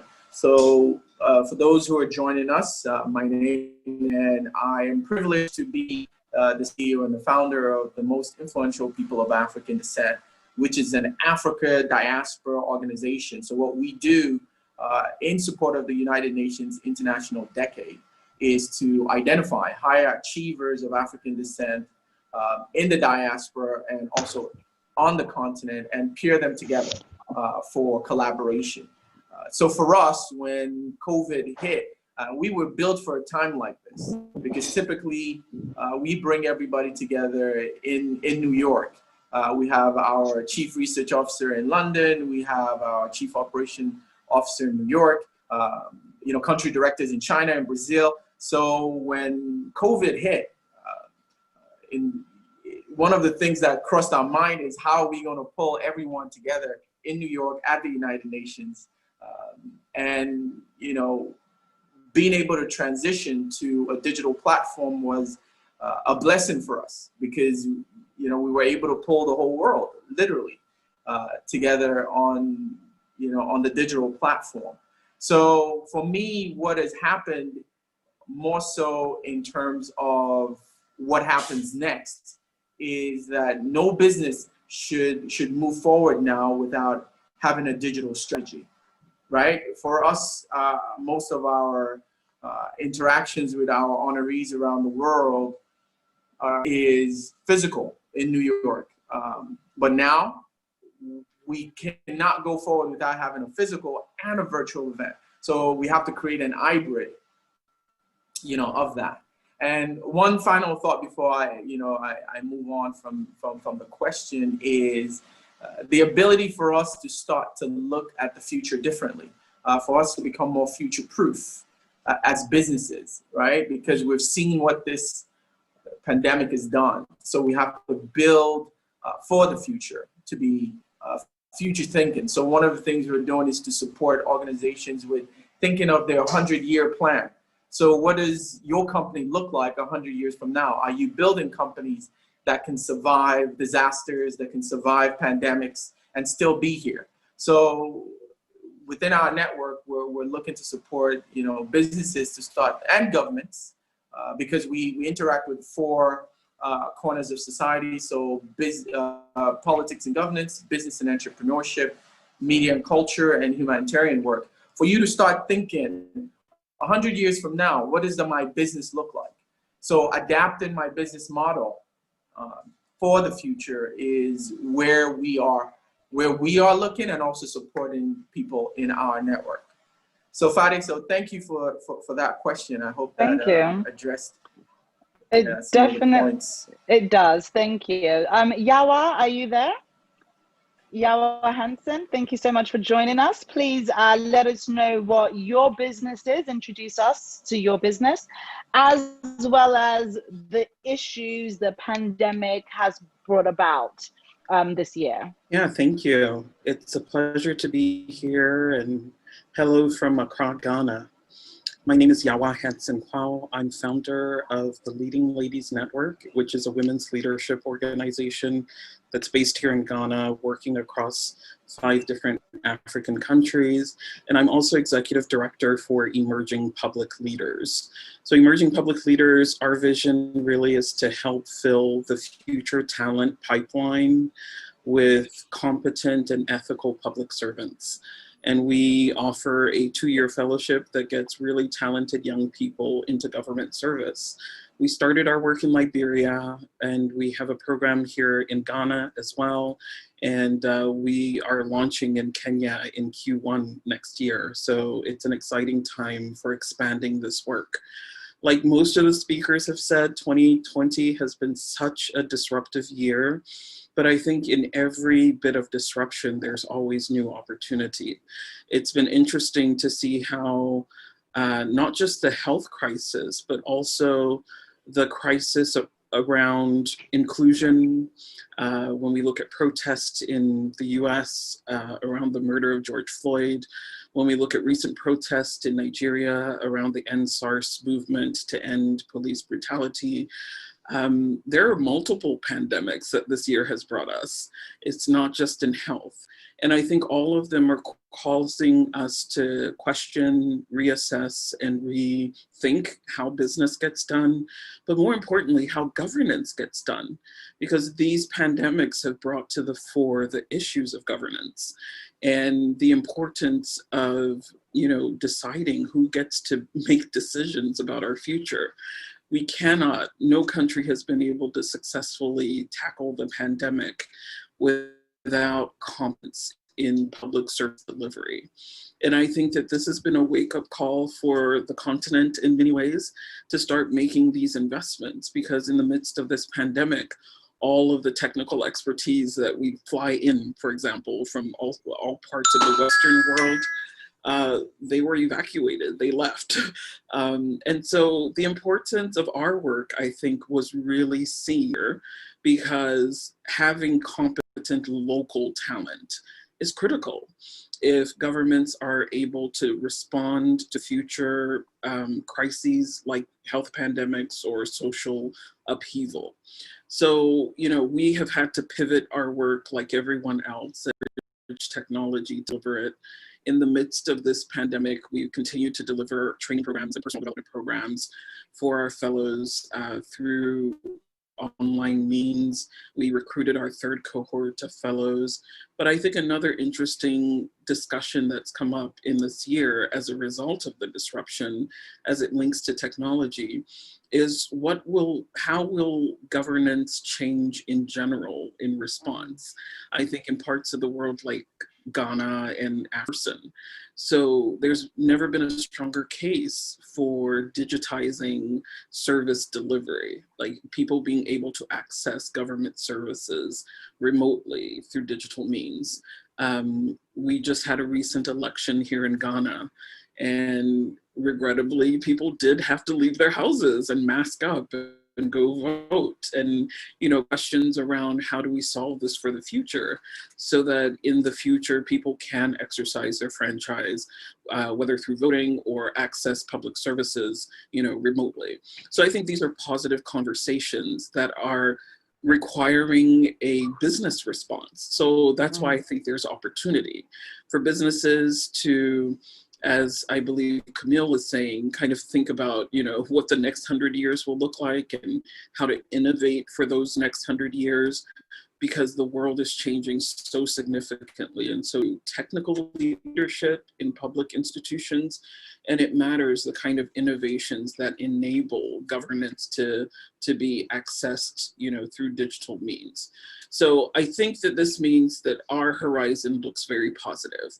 So we're expecting, that more attention will be paid to this, more governments will see the needfulness of investing in, filling the future talent pipeline, bringing young people who have the tech savvy and the passion to really drive change in public institutions. Because I do think that Africa is also at an interesting crossroads. More and more countries are able to get from one election cycle to the next with little or no bloodshed.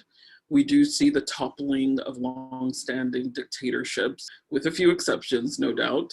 But I do think the day of the strong man is done. And so the next level of innovation, at least in the governance space, is who will lead public institutions. So it's time to make more investments there in deciding and being deliberate about getting people of competence and ethical people into government service. And it serves businesses when you do that, because in every country, at least in the developing world, government is often the largest purchaser of services, and it's government that sets the regulatory framework that enables businesses to grow and thrive. And so you cannot have success in business without having clear, deliberate involvement and strategy around governance. And so I think that although this has been a turbulent year, these are where the opportunities do lie. Thank you very much, Yawa, for that detailed response. You've actually jumped into my next question, which is about the emerging opportunities, but no problem. 2 in 1, 2 for the price of 1. My friend, so thank you so much for joining us today. I know that you're super busy, but I want to know about the healthcare sector, because we all know across sub-Saharan Africa, healthcare is a huge issue before the pandemic. So how has the pandemic, how has it affected the healthcare system from your opinion or your experience this year so far? So I think we have actually been quite lucky from a COVID-19 perspective in Africa. So no matter what statistics that you look at, you do see a lower case fatality rate in most of the sub-Saharan African continent compared to Europe and America. And that could be due to the fact that we're a much younger continent. I mean, the average age in Africa is like 19, 20. The average age in Florida is closer to 60. So our demography has definitely helped.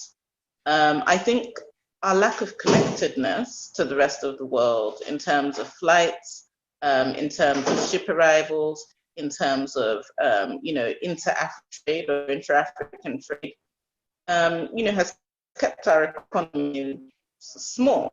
But I think as COVID-19 broke out, the fact that fewer flights come into Africa, the fact that Africa has also contributed to the help. And even there's some cultural factors that have actually been quite negative. So people move to Florida, people move to Miami when they retire, to do things that they couldn't do when they were young.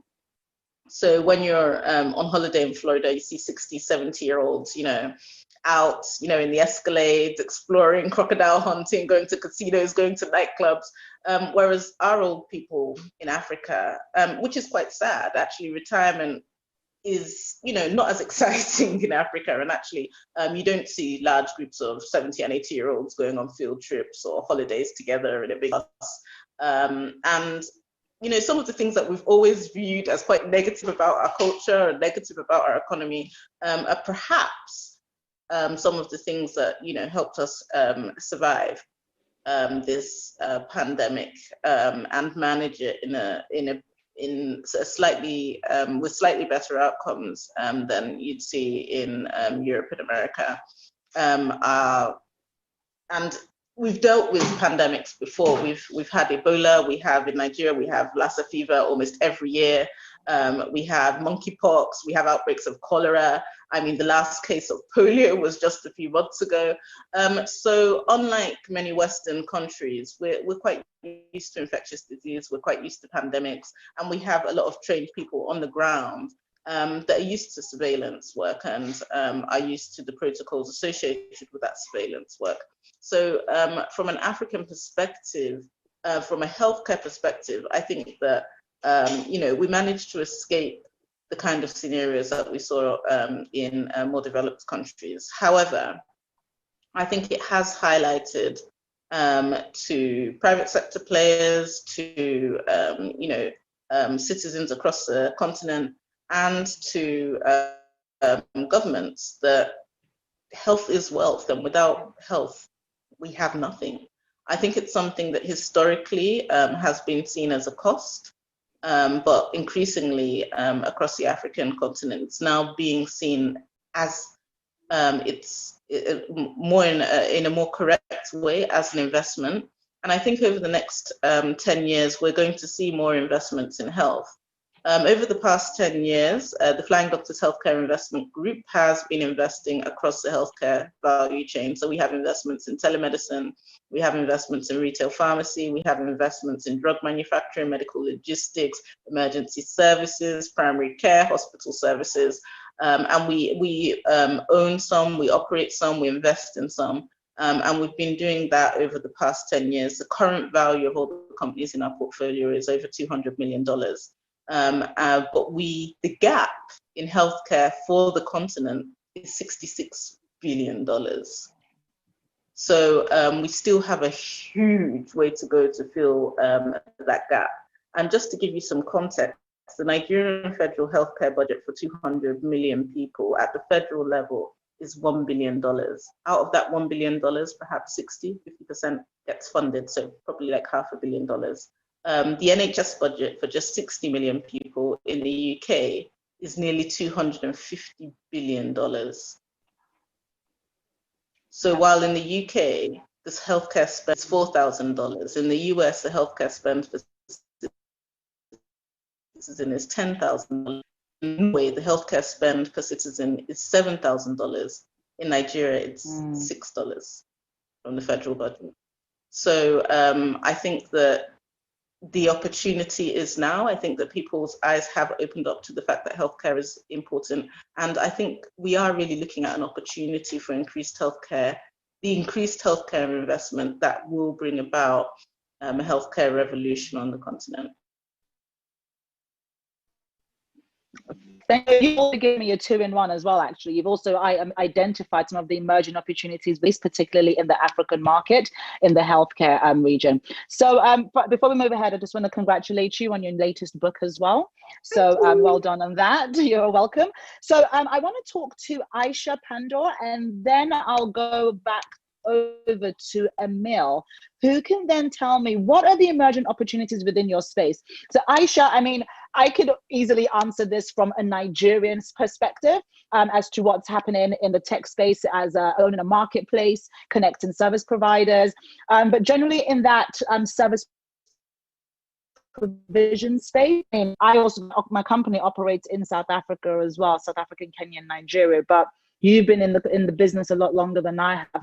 So I definitely want to get your opinion on, yes, it was a bit difficult, but what have you identified as actually opportunities? Yeah, I mean, there are many. I think some of them that have kicked off prior to the pandemic and have been speeded up as a result of people not having the ability to have in-person contact. So Emil talked about his grandparents asking about WhatsApp, and I think that's definitely what we've seen as, again, part of a trend that was around very emerging, but around in 2014 when we launched Sweep South. It's just smartphone penetration, particularly amongst lower income workers in South Africa. And I think that's been driven initially by the uptake of things like Facebook and WhatsApp. But again, now with people, not being able to see each other in person, your phone becoming a lot more of a crucial tool for any sort of communication. And that's really helped to drive. So one of our criteria for our platform for anyone joining on the supply side, the service provider side, is that you do need to have a smartphone. And so that playing field is really being leveled.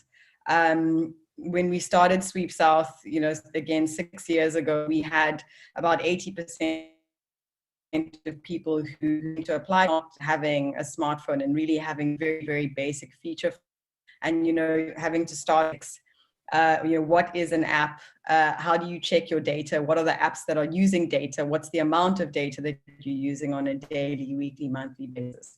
To now that being completely flipped around, where 80-90% of women joining our platform have a smartphone and are very familiar with numerous apps on their smartphone. So that's been a recent in South Africa in particular, is lower data costs. So that's literally in the last 12 to 18 months. Data is still exorbitantly expensive here. Even with telcos who are South African based, we're finding that they're charging 5 to 10 times more in South Africa than they're charging even in other African countries. And we know that even on the continent, the cost of data is extremely expensive, but we're seeing those costs coming down. Another big trend that's sort of worked in our market is so just increasing young people using services like this. We've definitely benefited off of the back of Uber, Airbnb, the sort of food delivery networks. As they grow, our pool of available market grows as well. When we launched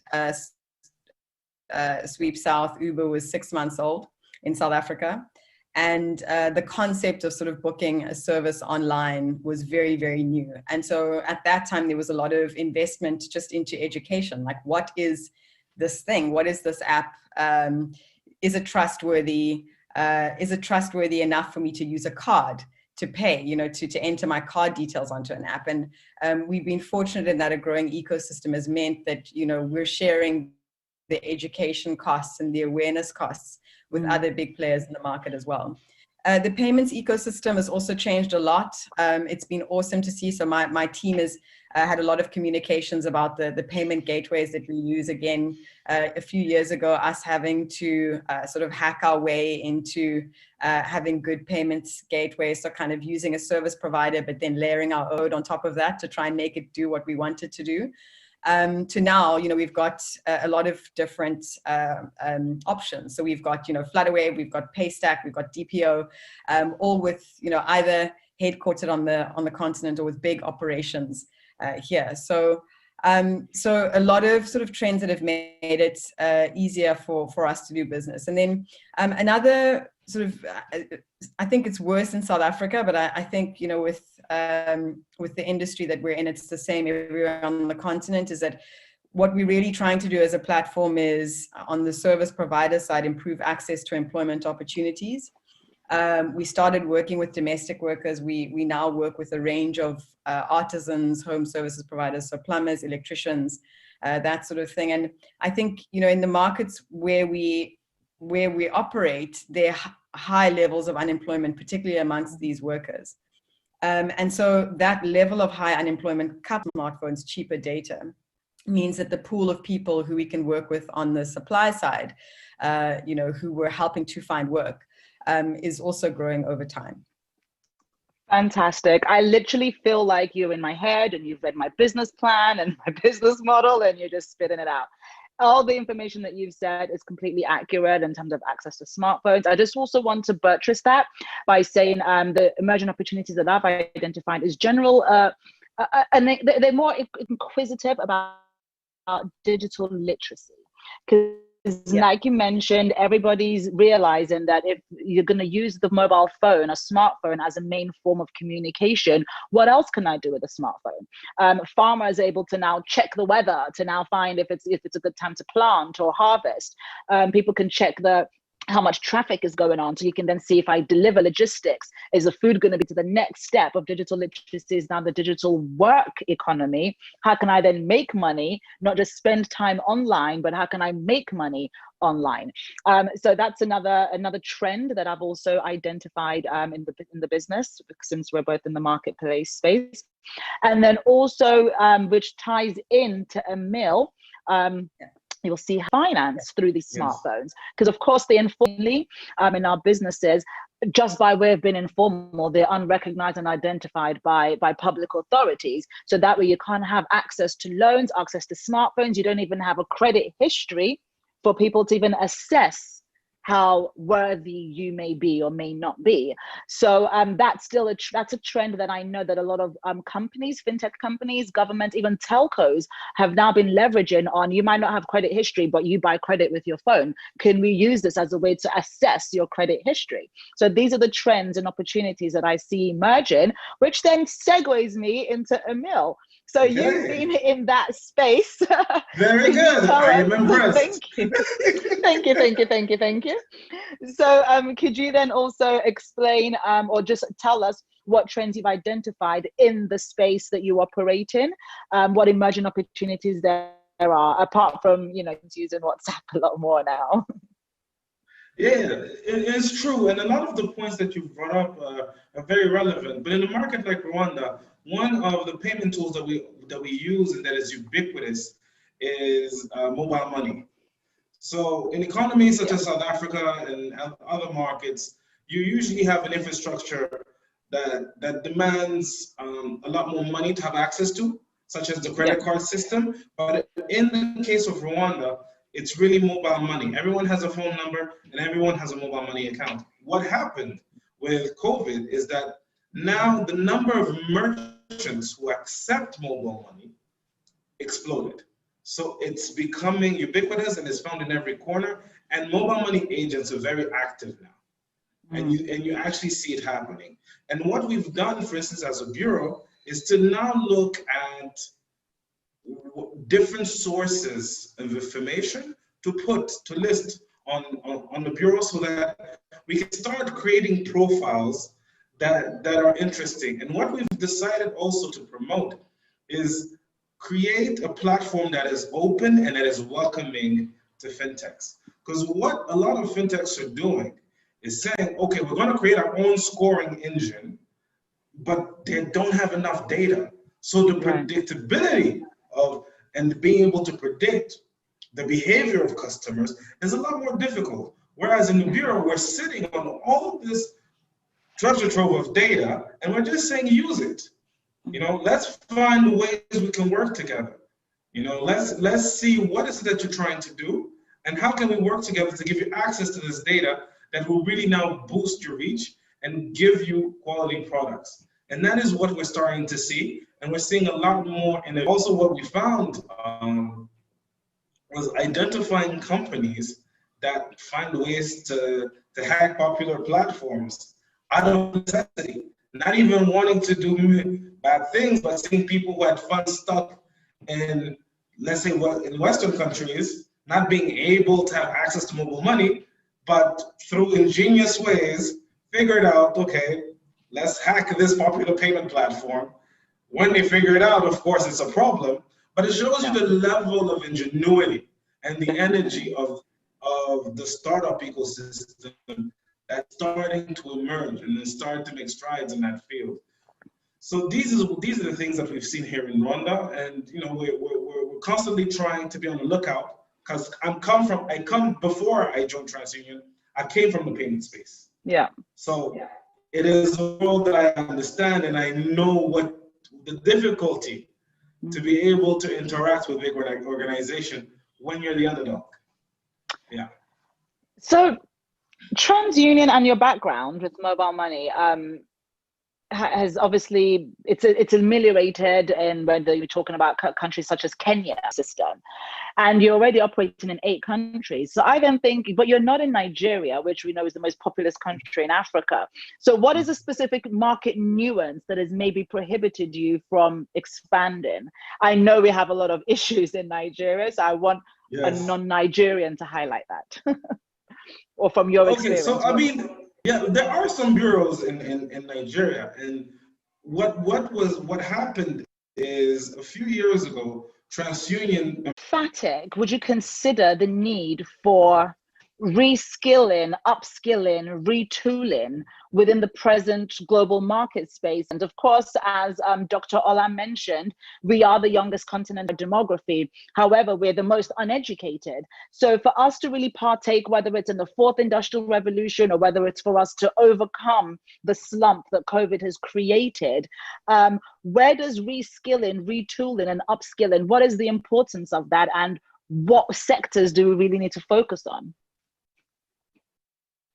That's a great question. Yes, Africa is currently the continent that has the youngest population, but I don't quite agree that we're the least educated. Okay. I do, across the continent, I do think we could all benefit from more thoughtful investment in early childhood education. But I think it's been interesting, especially when it comes to the technology space, how African countries have many ways leapfrogged over more developed countries, especially in the digital financing space. Just as Emil was commenting on mobile money, there's a savviness of African young people. And in a lot of the skills that are required right now, you know, are somehow tech related. So I do think that there's somewhat of an advantage currently that young people in Africa have. I think the ubiquity of knowledge is also helpful. You can take free online courses with different learning platforms.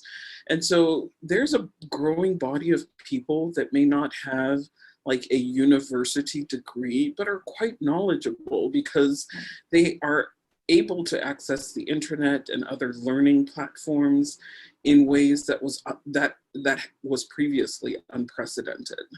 So I think that itself provides some real opportunity for, you know, African countries to perhaps learn from some of the Asian models where, you know, a lot of the US credit card companies, for example, they have call centers all over Asia. You know, when you call, you're not actually speaking to an American, you're speaking to someone, you know, on the Asian subcontinent.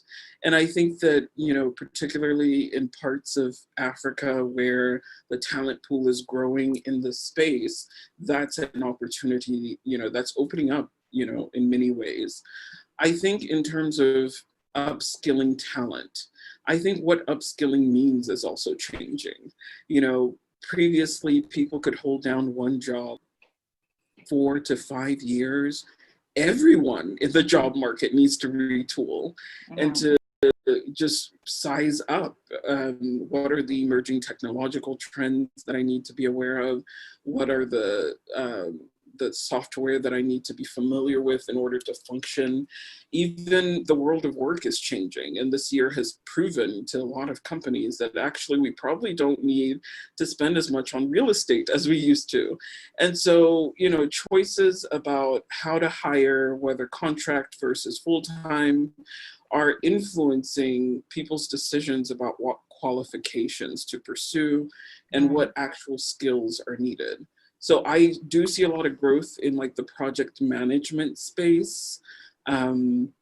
I see a lot of, you know, especially we do a lot of work with young people and people who are fresh out of college. And I think, you know, people are looking for people that have, in this COVID season, for example, one of our public service fellows assigned to the Ministry of Health in Ghana was part of a team that was supporting the contact tracing for COVID-19 infections. And he stood out because he was one of the only people on the team who could use technology to synthesize the data to help the leaders at the ministry determine where to deploy contact tracers in the first place. So I do see a growth in the area of like technical skills, financial modeling, project management. I do all think that, you know, many companies are prioritizing people who are agile and able to learn on the job and able to respond to, you know, when we hired you 5 years ago, you know, we didn't know that we'd all be working from home and you'd have like a sensitivity to these, you know, shared tech tools, but you have to learn them if you want to continue to work and thrive.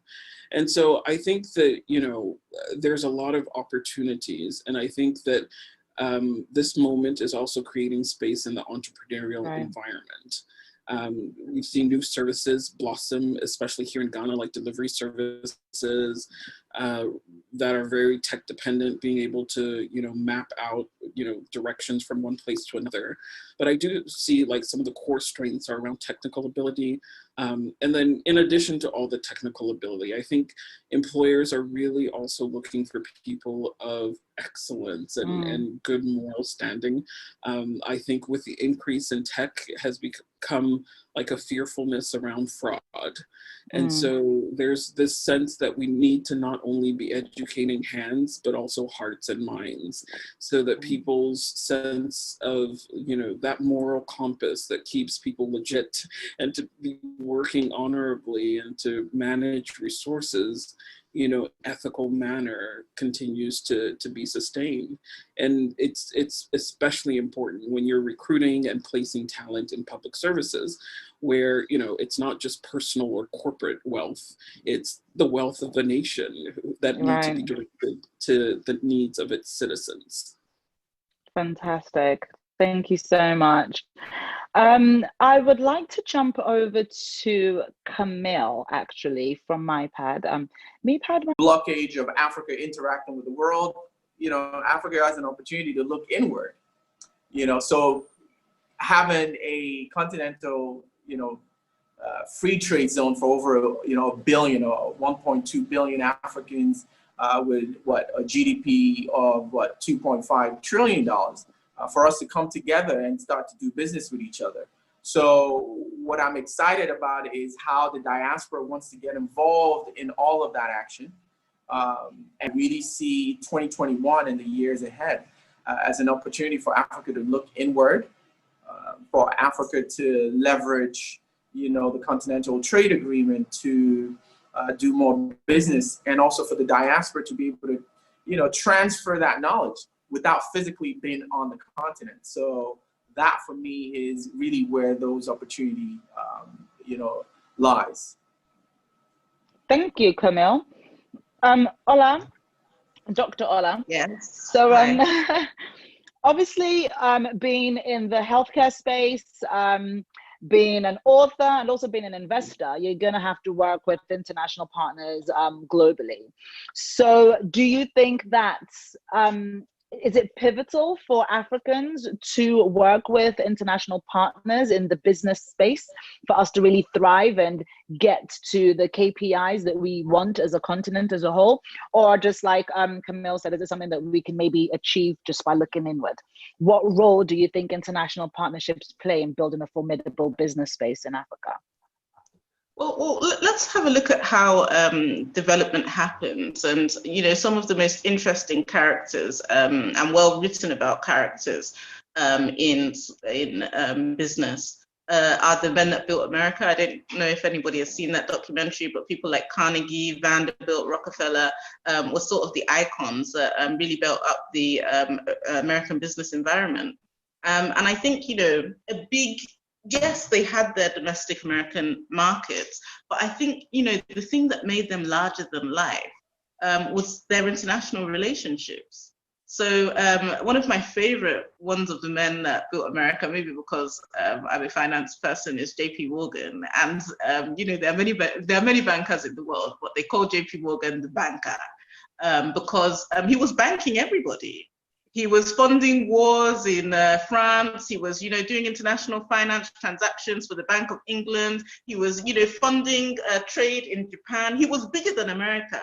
So the American president actually had a huge fight with him when he came, when he was first elected, and said, I'll never speak to JP Morgan again. But then America went bankrupt, and he still had to call JP Morgan. JP Morgan was not an American billionaire. The money was not coming from America. The money was coming from everywhere. He was bigger than the country. You know what I mean? So I think that even when you look at how development happens and how the biggest business icons have evolved, you see that it's when they become bigger than their country, things that their own president cannot call.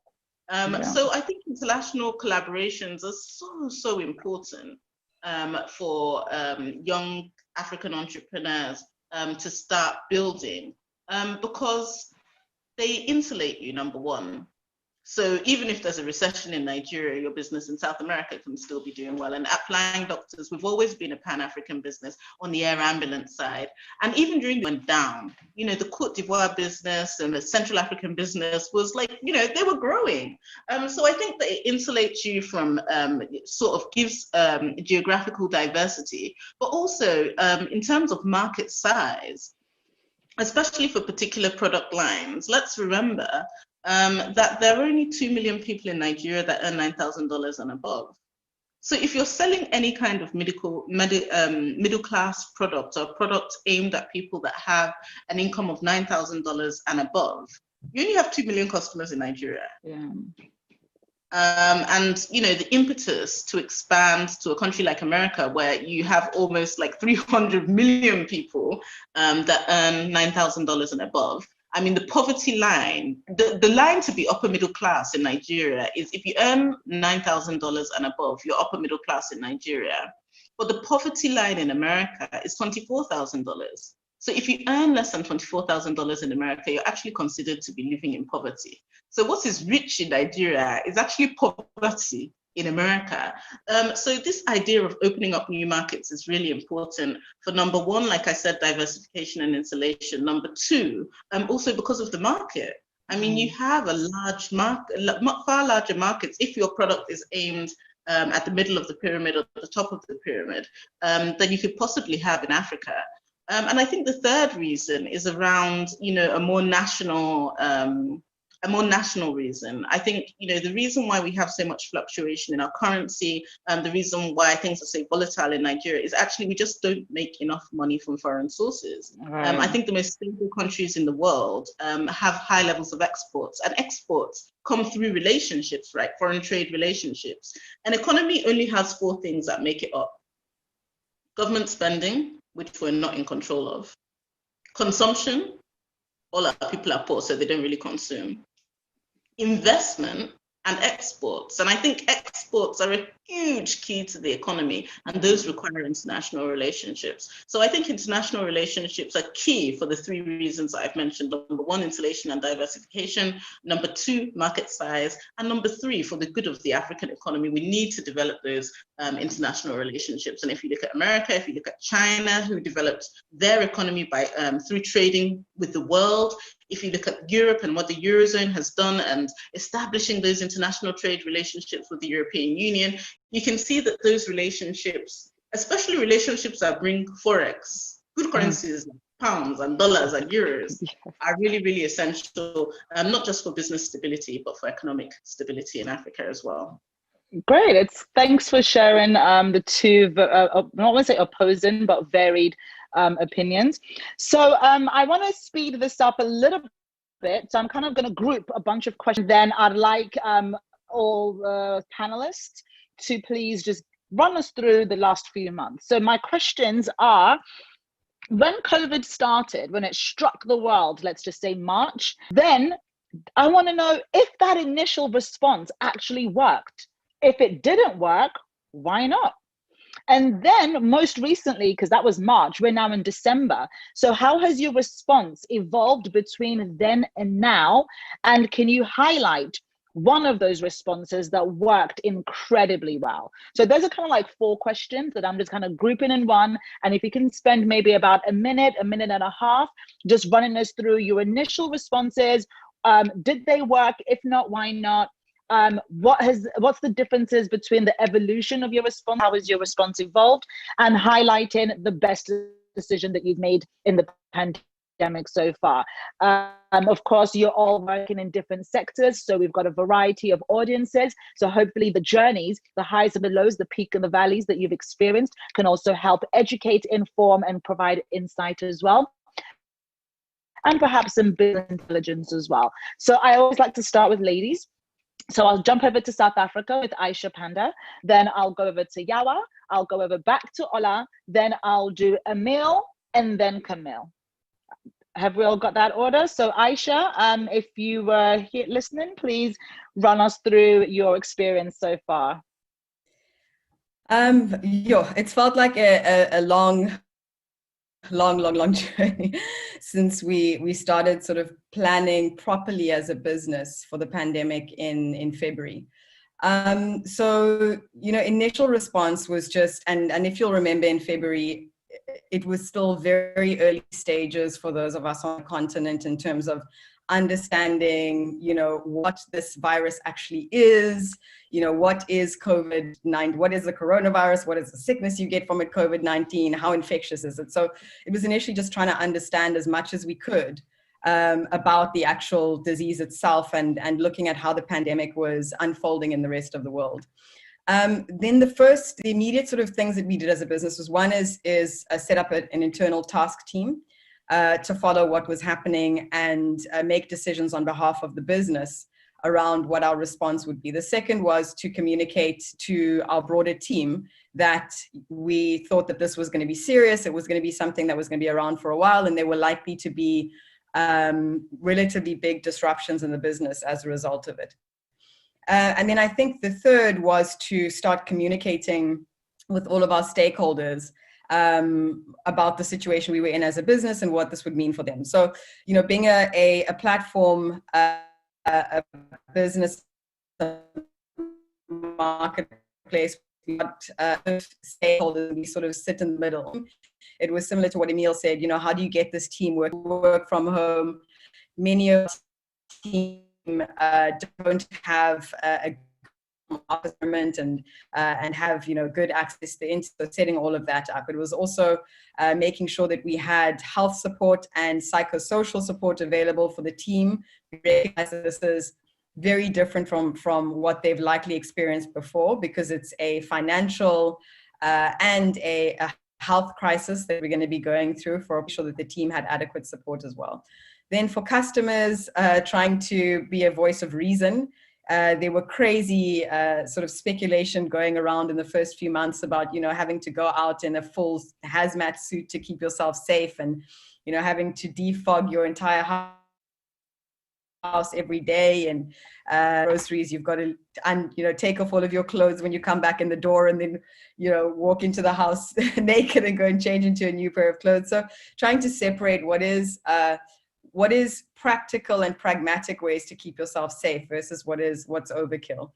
And then on our service provider side, I mean, we really had to consider, and this was probably the most urgent, is how do you support people who aren't going to be able to work for at least 2 months at the time, but likely for longer, and probably won't have the same level of earnings through the platform for the rest of the year. And so we put together a fund with our investors. So the Michael and Susan Dell Foundation are our investors in our business, and they seeded a fund that we put together to basically have a weekly stipend for all of the service providers who'd worked on our platform until whenever restrictions would be eased. And so we put together a 12 million rand fund, about $800,000, and that supported people from I think the beginning of April, and we paid out the last batch of disbursements at the end of October.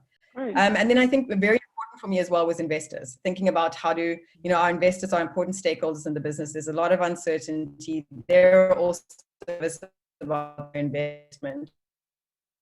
So as a CEO, I had to think about how do I be transparent with them and make sure I communicate well, but also just give them comfort that, their investment is not in jeopardy.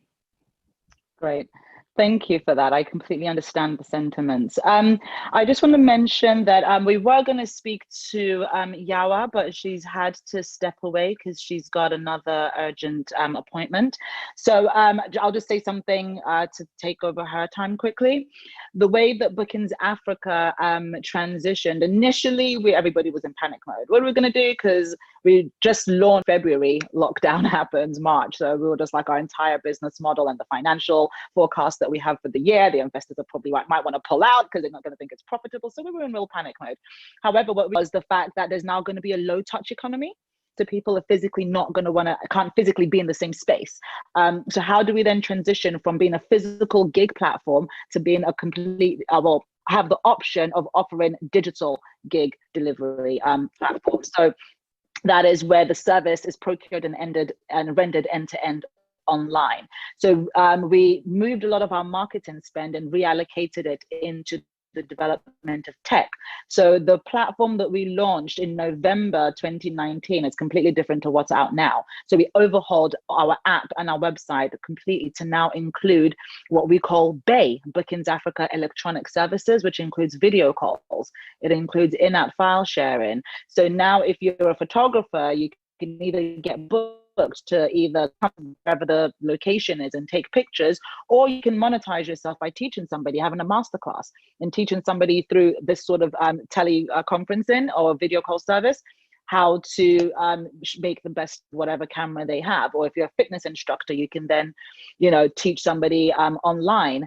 So that's kind of how we diversified. We reallocated funds, noticing what the trends are. So we still have the option of physically booking somebody, but now you can also digitally book someone as well. And that's literally the best decision that I think that we've made throughout the Corona period. That being said, I'm then going to jump over to Ola Brown, then I'll move over to Camille, and then Emil. So, hi, I'll answer your bundle of questions as quickly as I can. So from the initial response perspective, one of our investments is in the air ambulance space, and that's Pan-African. So how are we going to transfer patients across the continent, with COVID? So we had to innovate around that and bought an isolation pod, which has filters on it. So we could transfer patients in emergency situations who had COVID, across the continent safely. For our laboratory business, COVID became front and center. So we had to very quickly deploy a way of protecting our people, our personnel, while facilitating massive testing. So we invented a booth that is a non-contact booth where it has some gloves outside the booth, and our sample takers could take samples without actually physically coming in contact with the patient. The first state that we deployed that in was Ogun State. Then we deployed it in Zamfara, 8 units, which is the biggest non-touch testing center in the country. And then we deployed it in over 8 more states across the country, and did 40,000 COVID-19 tests, hopefully saving a lot of lives in the process on that. We also opened up 3 labs during the COVID epidemic, solely for testing. Ran a molecular lab academy where we trained almost 100 molecular lab scientists. We did a public-private partnership with Ogun State, where we opened a lab there, and then also 2 more labs in Rivers State. So on the lab side, there was a lot of activity there in terms of testing. And then on the hospital side and clinic side, we're involved in the management of 2 isolation centers. One was probably one of the most advanced isolation centers in Lagos State, almost 100-bed facility that several hundred patients passed through during the peak of the COVID epidemic in collaboration with YPO, and then also one that we managed entirely ourselves in Rivers State. One of the major problems was that it doesn't move. So people actually have to come to the particular place where the testing booth is and get tested. So the month after we invented and launched the first testing booth in Africa, we also went on to innovate around that again to do a mobile testing vehicle that was able to test people on the move, so it could move around and test people. From our drug manufacturing perspective, also we had to speed up on getting raw materials in to the country to produce the drugs that were in need, particularly around in our different areas of healthcare. I think a lot of innovation happens, and so our portfolio company Helium Health had to create a digital hospital for the management of COVID-19 patients in Rivers State. So in terms of our initial response, we had to put a lot together quite quickly. It worked. And as you can see, your question about evolution, we went from a static mobile booth to a static booth to a mobile unit. We went from admitting tons of people in isolation centers at 50,000 naira per night that it was costing the government to managing them at home via telemedicine at closer to 500 naira per night. So there were lots of evolutions in every from the medical logistics side, where we had to transport thousands of liters of oxygen across the country, medical equipment across the country, to our drill down. To the hospital side, to the digital health side, to the drug manufacturing side, to the retail pharmacy side, where we, our portfolio company, Life Stores, teamed up with GoCada for delivery of drugs to people's houses during the lockdown. So there were a lot of really, really quick evolutions that we had to make. In terms of the best decision, that's a difficult question, actually. I think the best You've made a lot of great ones. I think the best decision as a company that we made was to move quickly and to keep tabs on the situation and not be afraid of doing new things. And I think this was a year of real growth for all of our executives as we had to make really quick decisions in the face of very evolving information. Because remember, there was a time when mask and it wasn't airborne. So we had to make decisions in the face of changing information about the disease and about sort of how policymakers were looking at it. So I think the decision to act quickly was probably the best. Fantastic, thank you. All right, so get Emil. Could you through very quickly in less than a minute, your initial business responses and how it evolved and the best decision that you think you've made so far? Or if anything, what hasn't worked? You can also highlight that. Okay, so thanks a lot for pointing that out. So my story is a bit funny because when COVID hit, I was working on a personal venture, a training module that completely blew up as soon as lockdown hit. So I had to re-strategize everything. And in the middle of that, TransUnion approached me and said, there's this opportunity, we need you to come in and really take over this business. So I had to deal with the challenge, basically, of taking over a business while working from home. So a lot of challenges that comes in with how do you establish yourself as a leader in a company that hasn't seen you. Yeah. So they've seen pictures, you came in to get your laptop, but right after that, you were back in your house figuring out how do I establish a relationship. So for me, the best thing I did was to systematically, every week, sit down with every employee and understand who they were. And establish a rapport so they know the type of person I am. Time went by, we would get exposed to different challenges and see my style of leadership and how we resolve issues together. And when crisis would hit, we had a history together to make up for the fact that I wasn't physically in the office. Thank you so much. I love that almost from a human touch perspective, from a leadership perspective, from a HR perspective. They're all the different facets that make up a business. So I really do appreciate that insight. Camille, I was going to jump over to you. However, I just needed to be a little bit patient just because I'm aware that Aisha has to run. And I wanted to round up asking her a specific question.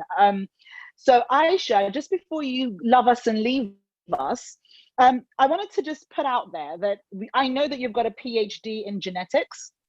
And a decade later, you are now the CEO of Sweep South. So coming from a similar background, no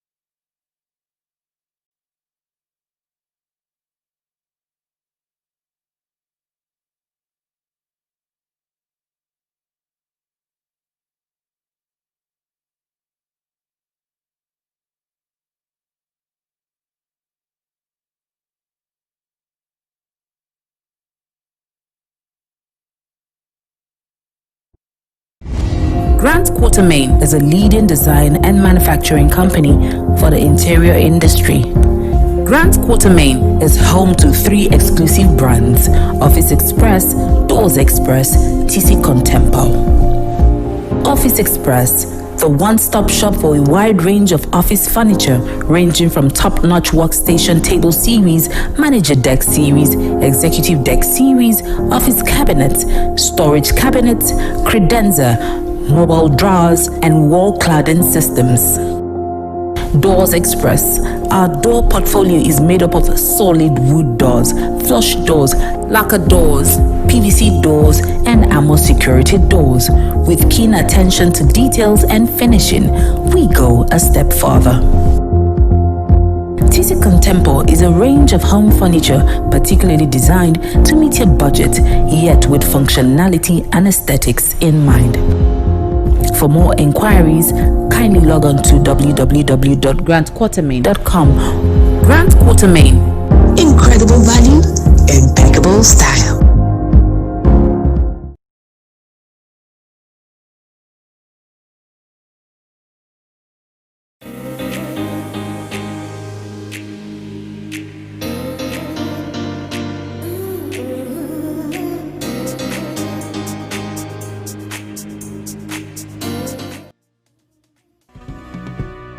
Hello. Hi. Hi. Hi. Hi. Hi.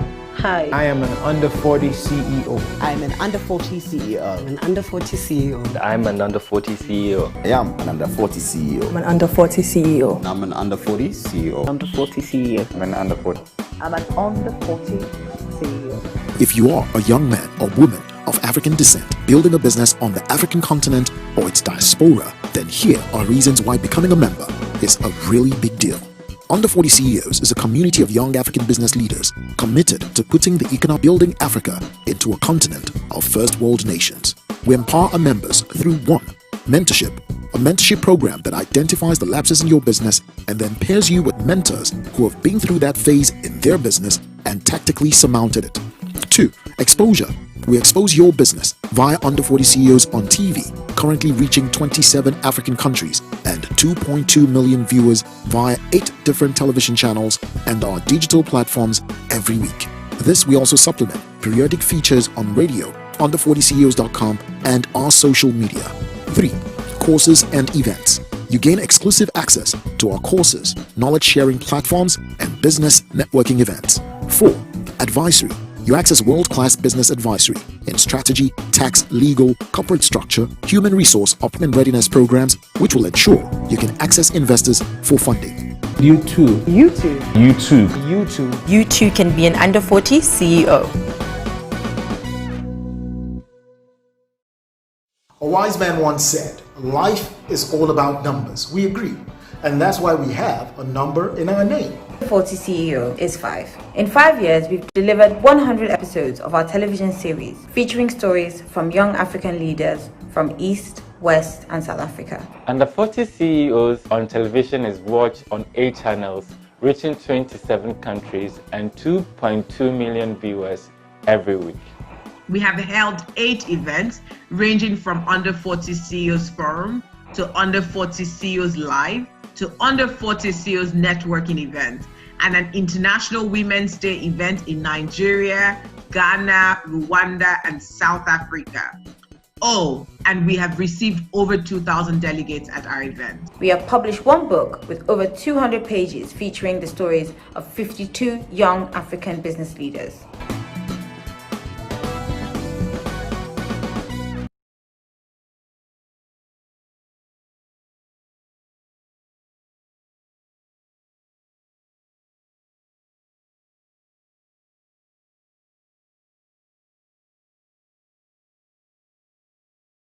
A wise man once said, life is all about numbers. We agree. And that's why we have a number in our name. Under 40 CEO is 5. In 5 years, we've delivered 100 episodes of our television series featuring stories from young African leaders from East, West, and South Africa. Under 40 CEOs on television is watched on 8 channels, reaching 27 countries and 2.2 million viewers every week. We have held 8 events ranging from Under 40 CEOs Forum to Under 40 CEOs Live, to Under 40 CEOs Networking event, and an International Women's Day event in Nigeria, Ghana, Rwanda, and South Africa. Oh, and we have received over 2,000 delegates at our event. We have published one book with over 200 pages featuring the stories of 52 young African business leaders.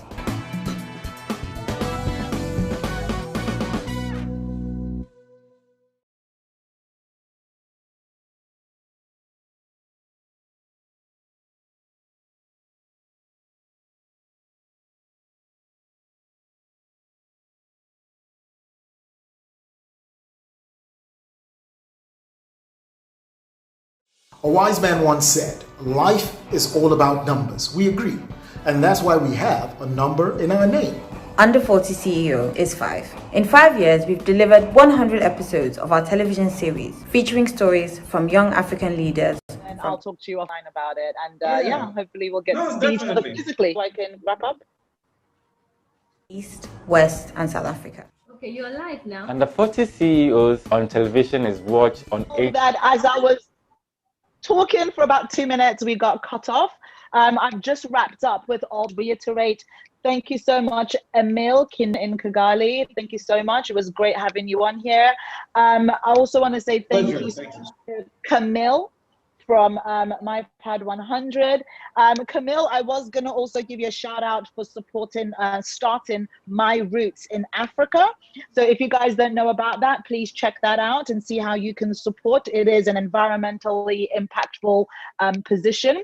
I also want to say thank you very much to Aisha Pandor, CEO of Sweep South, who of course is in a similar line of work as I am, owning a tech company focused on service provision.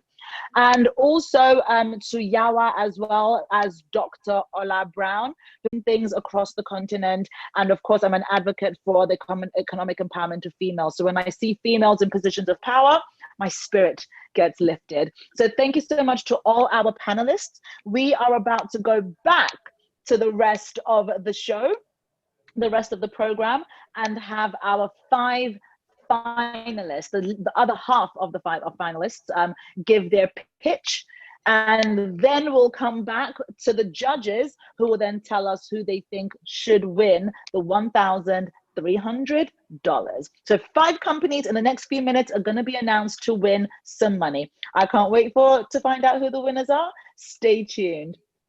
Thank you so much. That same report states that 30% of children in Central Africa suffer protein deficiency.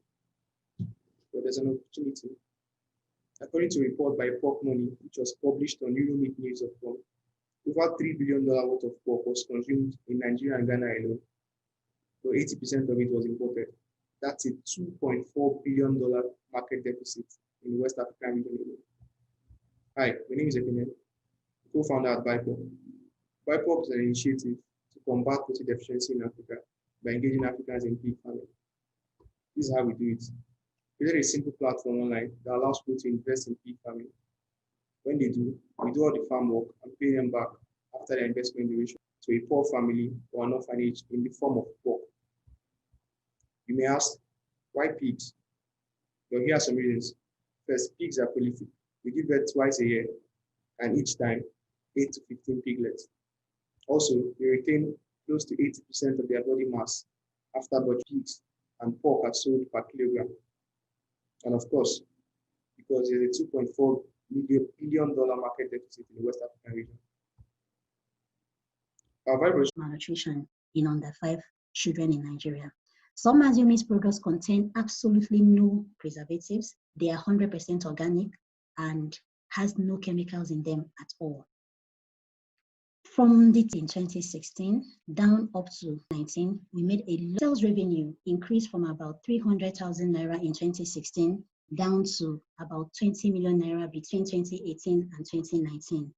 Also, our virtual community of mothers increased from 8,600 mothers, and now we boast of 12,000 mothers and still counting. But then in 2020, we hit a snag due to COVID-19. And this was a result of people's income going lower, high prices in foodstuff and all that. which is why this Jumpstart Fund program by Under 40 CEO came at a great time for me, because with this, we can have industry-specific mentorship to guide us through this all, and then we can have enough money to hire more hands and buy more raw materials in bulk. This week, and don't forget you broke the toaster on Monday, so you also need to get a toaster and get to get McDonald's for the kids because no one's cooking tonight. Hi, I'm Lois Sovacha, the founder of MAPA. Let's get these goods to your door in 2 hours. MAPA realized that people do not only want food delivered, they'd also appreciate if retail items were as quick. On the business end, realized that small businesses actually struggle with that by buying and delivering goods from any local store and gets it to your doorstep within 2 hours. For small businesses, we are a local plug-and-play solution for delivery. Simplistic product, the customer orders and a courier in the area will go to the store, buy the item, and then deliver it to the customer's door. And that's how it looks on the right. For the business end, we go to small businesses and then we get into agreements with them, then we deliver to their local clients.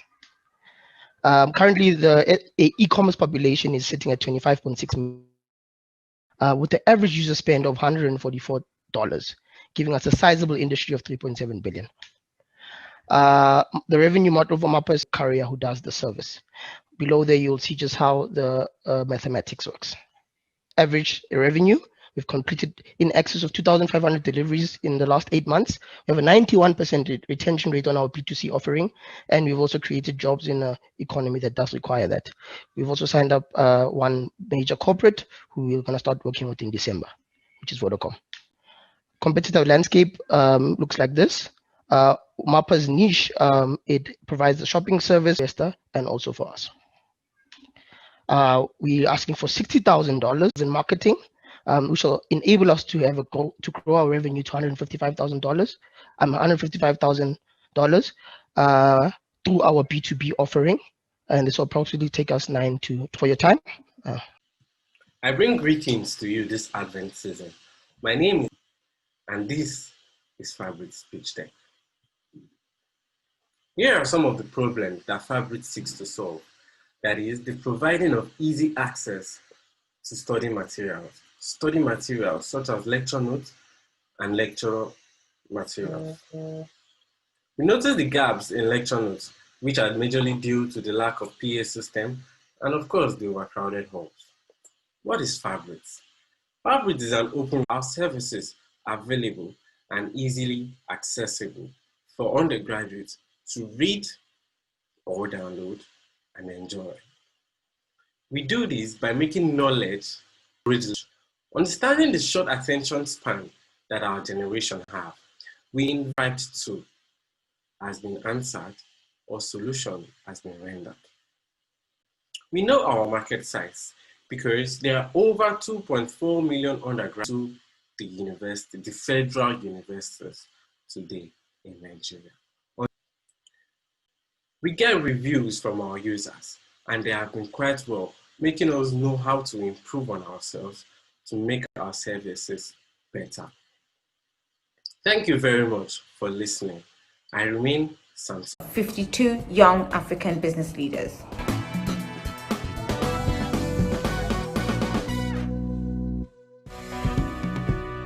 Hello. Hi. Hi. Hi. Hi. Hi. Hi. I am an under 40 CEO. I'm an under 40 CEO. I'm an under 40 CEO. I'm an under 40 CEO. I am an under 40 CEO. I'm an under 40 CEO. I'm an under 40 CEO. I'm an under 40 CEO. I'm an under 40 CEO. I am an under 40 CEO. If you are a young man or woman of Africans on the African continent or its diaspora, then here are reasons why becoming a member is a really big deal. Under 40 CEOs is a community of young African business leaders committed to putting the economic power back in the hands of young, smart Africans who will in turn commit to building Africa into a continent of first world nations. We empower our members through 1. Mentorship, a mentorship program that identifies the lapses in your business and then pairs you with mentors who have been through that phase in their business and tactically surmounted it. 2. Exposure. We expose your business via Under 40 CEOs on TV, currently reaching 27 African countries and 2.2 million viewers via 8 different television channels and our digital platforms every week. This we also supplement periodic features on radio and our social media. 3. courses and events. You gain exclusive access to our courses, knowledge-sharing platforms, and business networking events. 4. Advisory. You access world-class business advisory in strategy, tax, legal, corporate structure, human resource, operations, marketing, and finance. 5. Investment. You access periodic investment readiness programs which will ensure you can access investors for funding. You too. You too. You too. You too. You too can be an under 40 CEO. Grant Quartermain is a leading design and manufacturing company for the interior industry. Grant Quartermain is home to 3 exclusive brands: Office Express, Doors Express, TC Contempo. Office Express, the one-stop shop for a wide range of office furniture ranging from top-notch workstation table series, manager desk series, executive desk series, office cabinets, storage cabinets, credenza, mobile drawers, and wall cladding systems. Doors Express.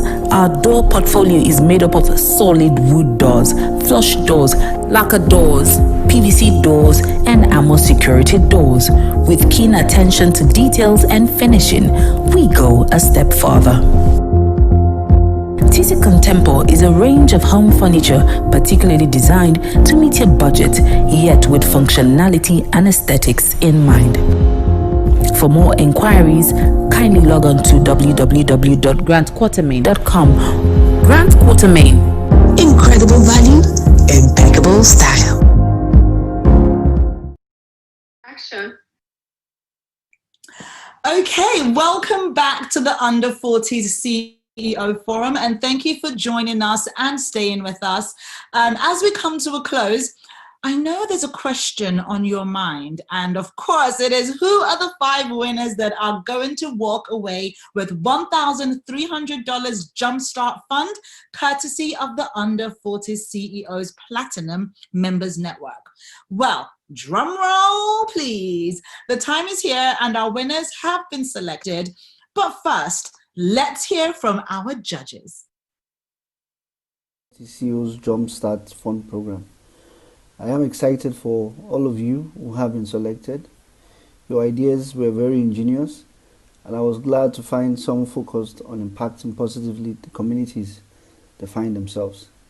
It is important that as you build on your enterprises, that you focus on stepwise growth.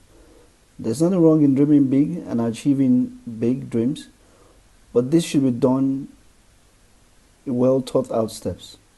I'd like to congratulate all of you for what you've achieved. It's not an easy feat.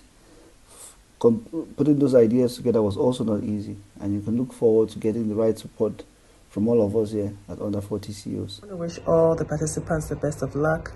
I know it's challenging and very courageous to start a business. I think what I found most interesting was just the sheer scale of talent and the ideas that were put forward. And I wish all of you the best in your endeavors. Take care and God bless.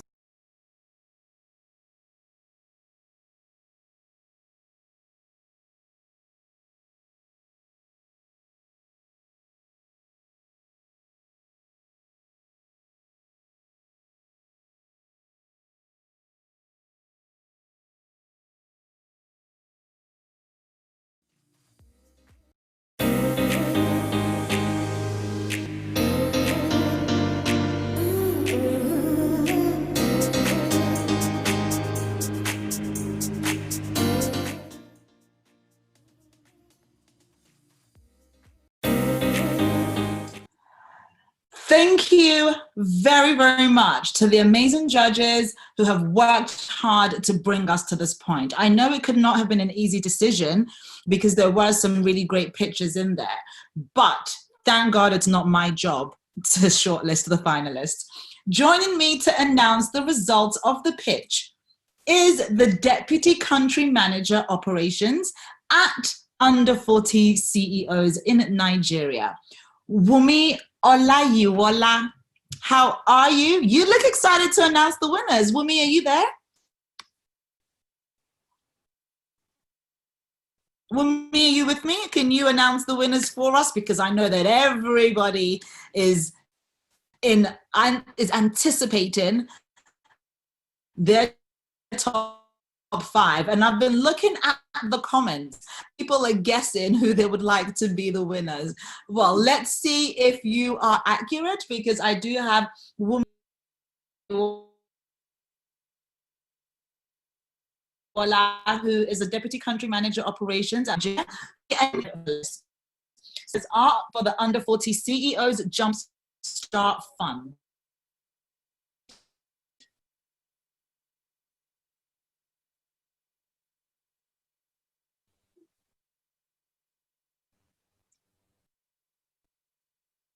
I think there's just a slight technical difficulty as we try to get Wumi available to announce.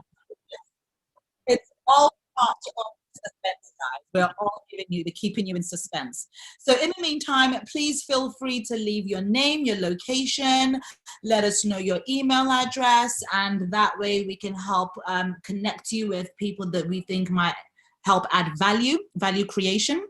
And of course, if you want to get your free e-copy of this, How We Made It in Africa, CEOs Forum, then I've mentioned this a few times, but in case you've just joined us, all you need to do is send us an email, 1000 CEOs at under40ceos.com. Send us your name, your phone number, and we will send you the e-copy of this book. In the meantime, please stay in touch with us by connecting with us on LinkedIn, Facebook, Twitter, Instagram. And if you want to connect with me personally, my name is Ade Ogoro on all social media platforms. And that's my name. And of course, my company is Bookings Africa on all social media platforms as well. So, Wumi, are you there yet? Are you available to announce the winners?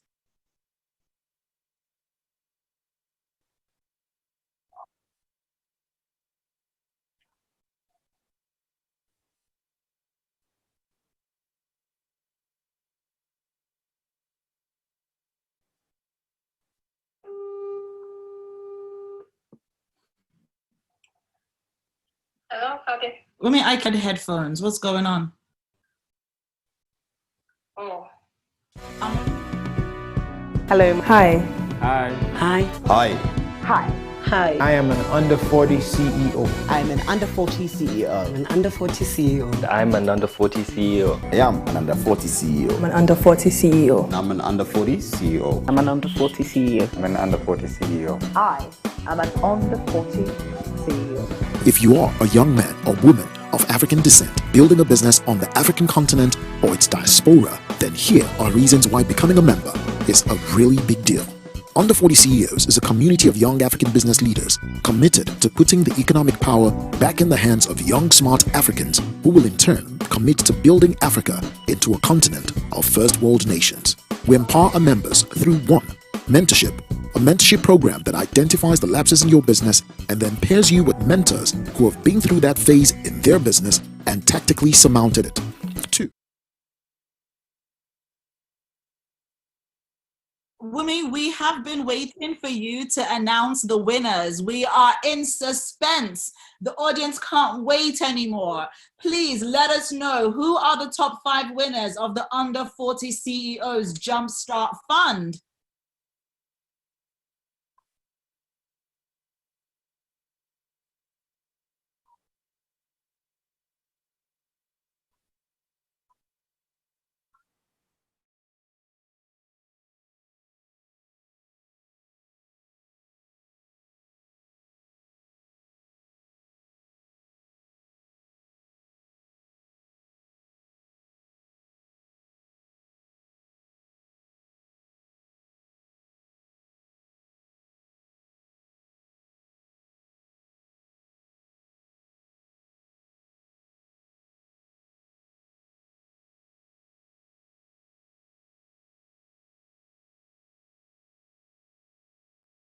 Congratulations to all top 5 finalists who are going to get $1,300 each, courtesy of the Platinum Members Network of the Under 40 CEOs Jumpstart Fund. I hope you guys use that money to use. I know that during this pandemic, every little helps, and we would love to hear your follow-up success stories, what impact the small seed funding meant to your business. So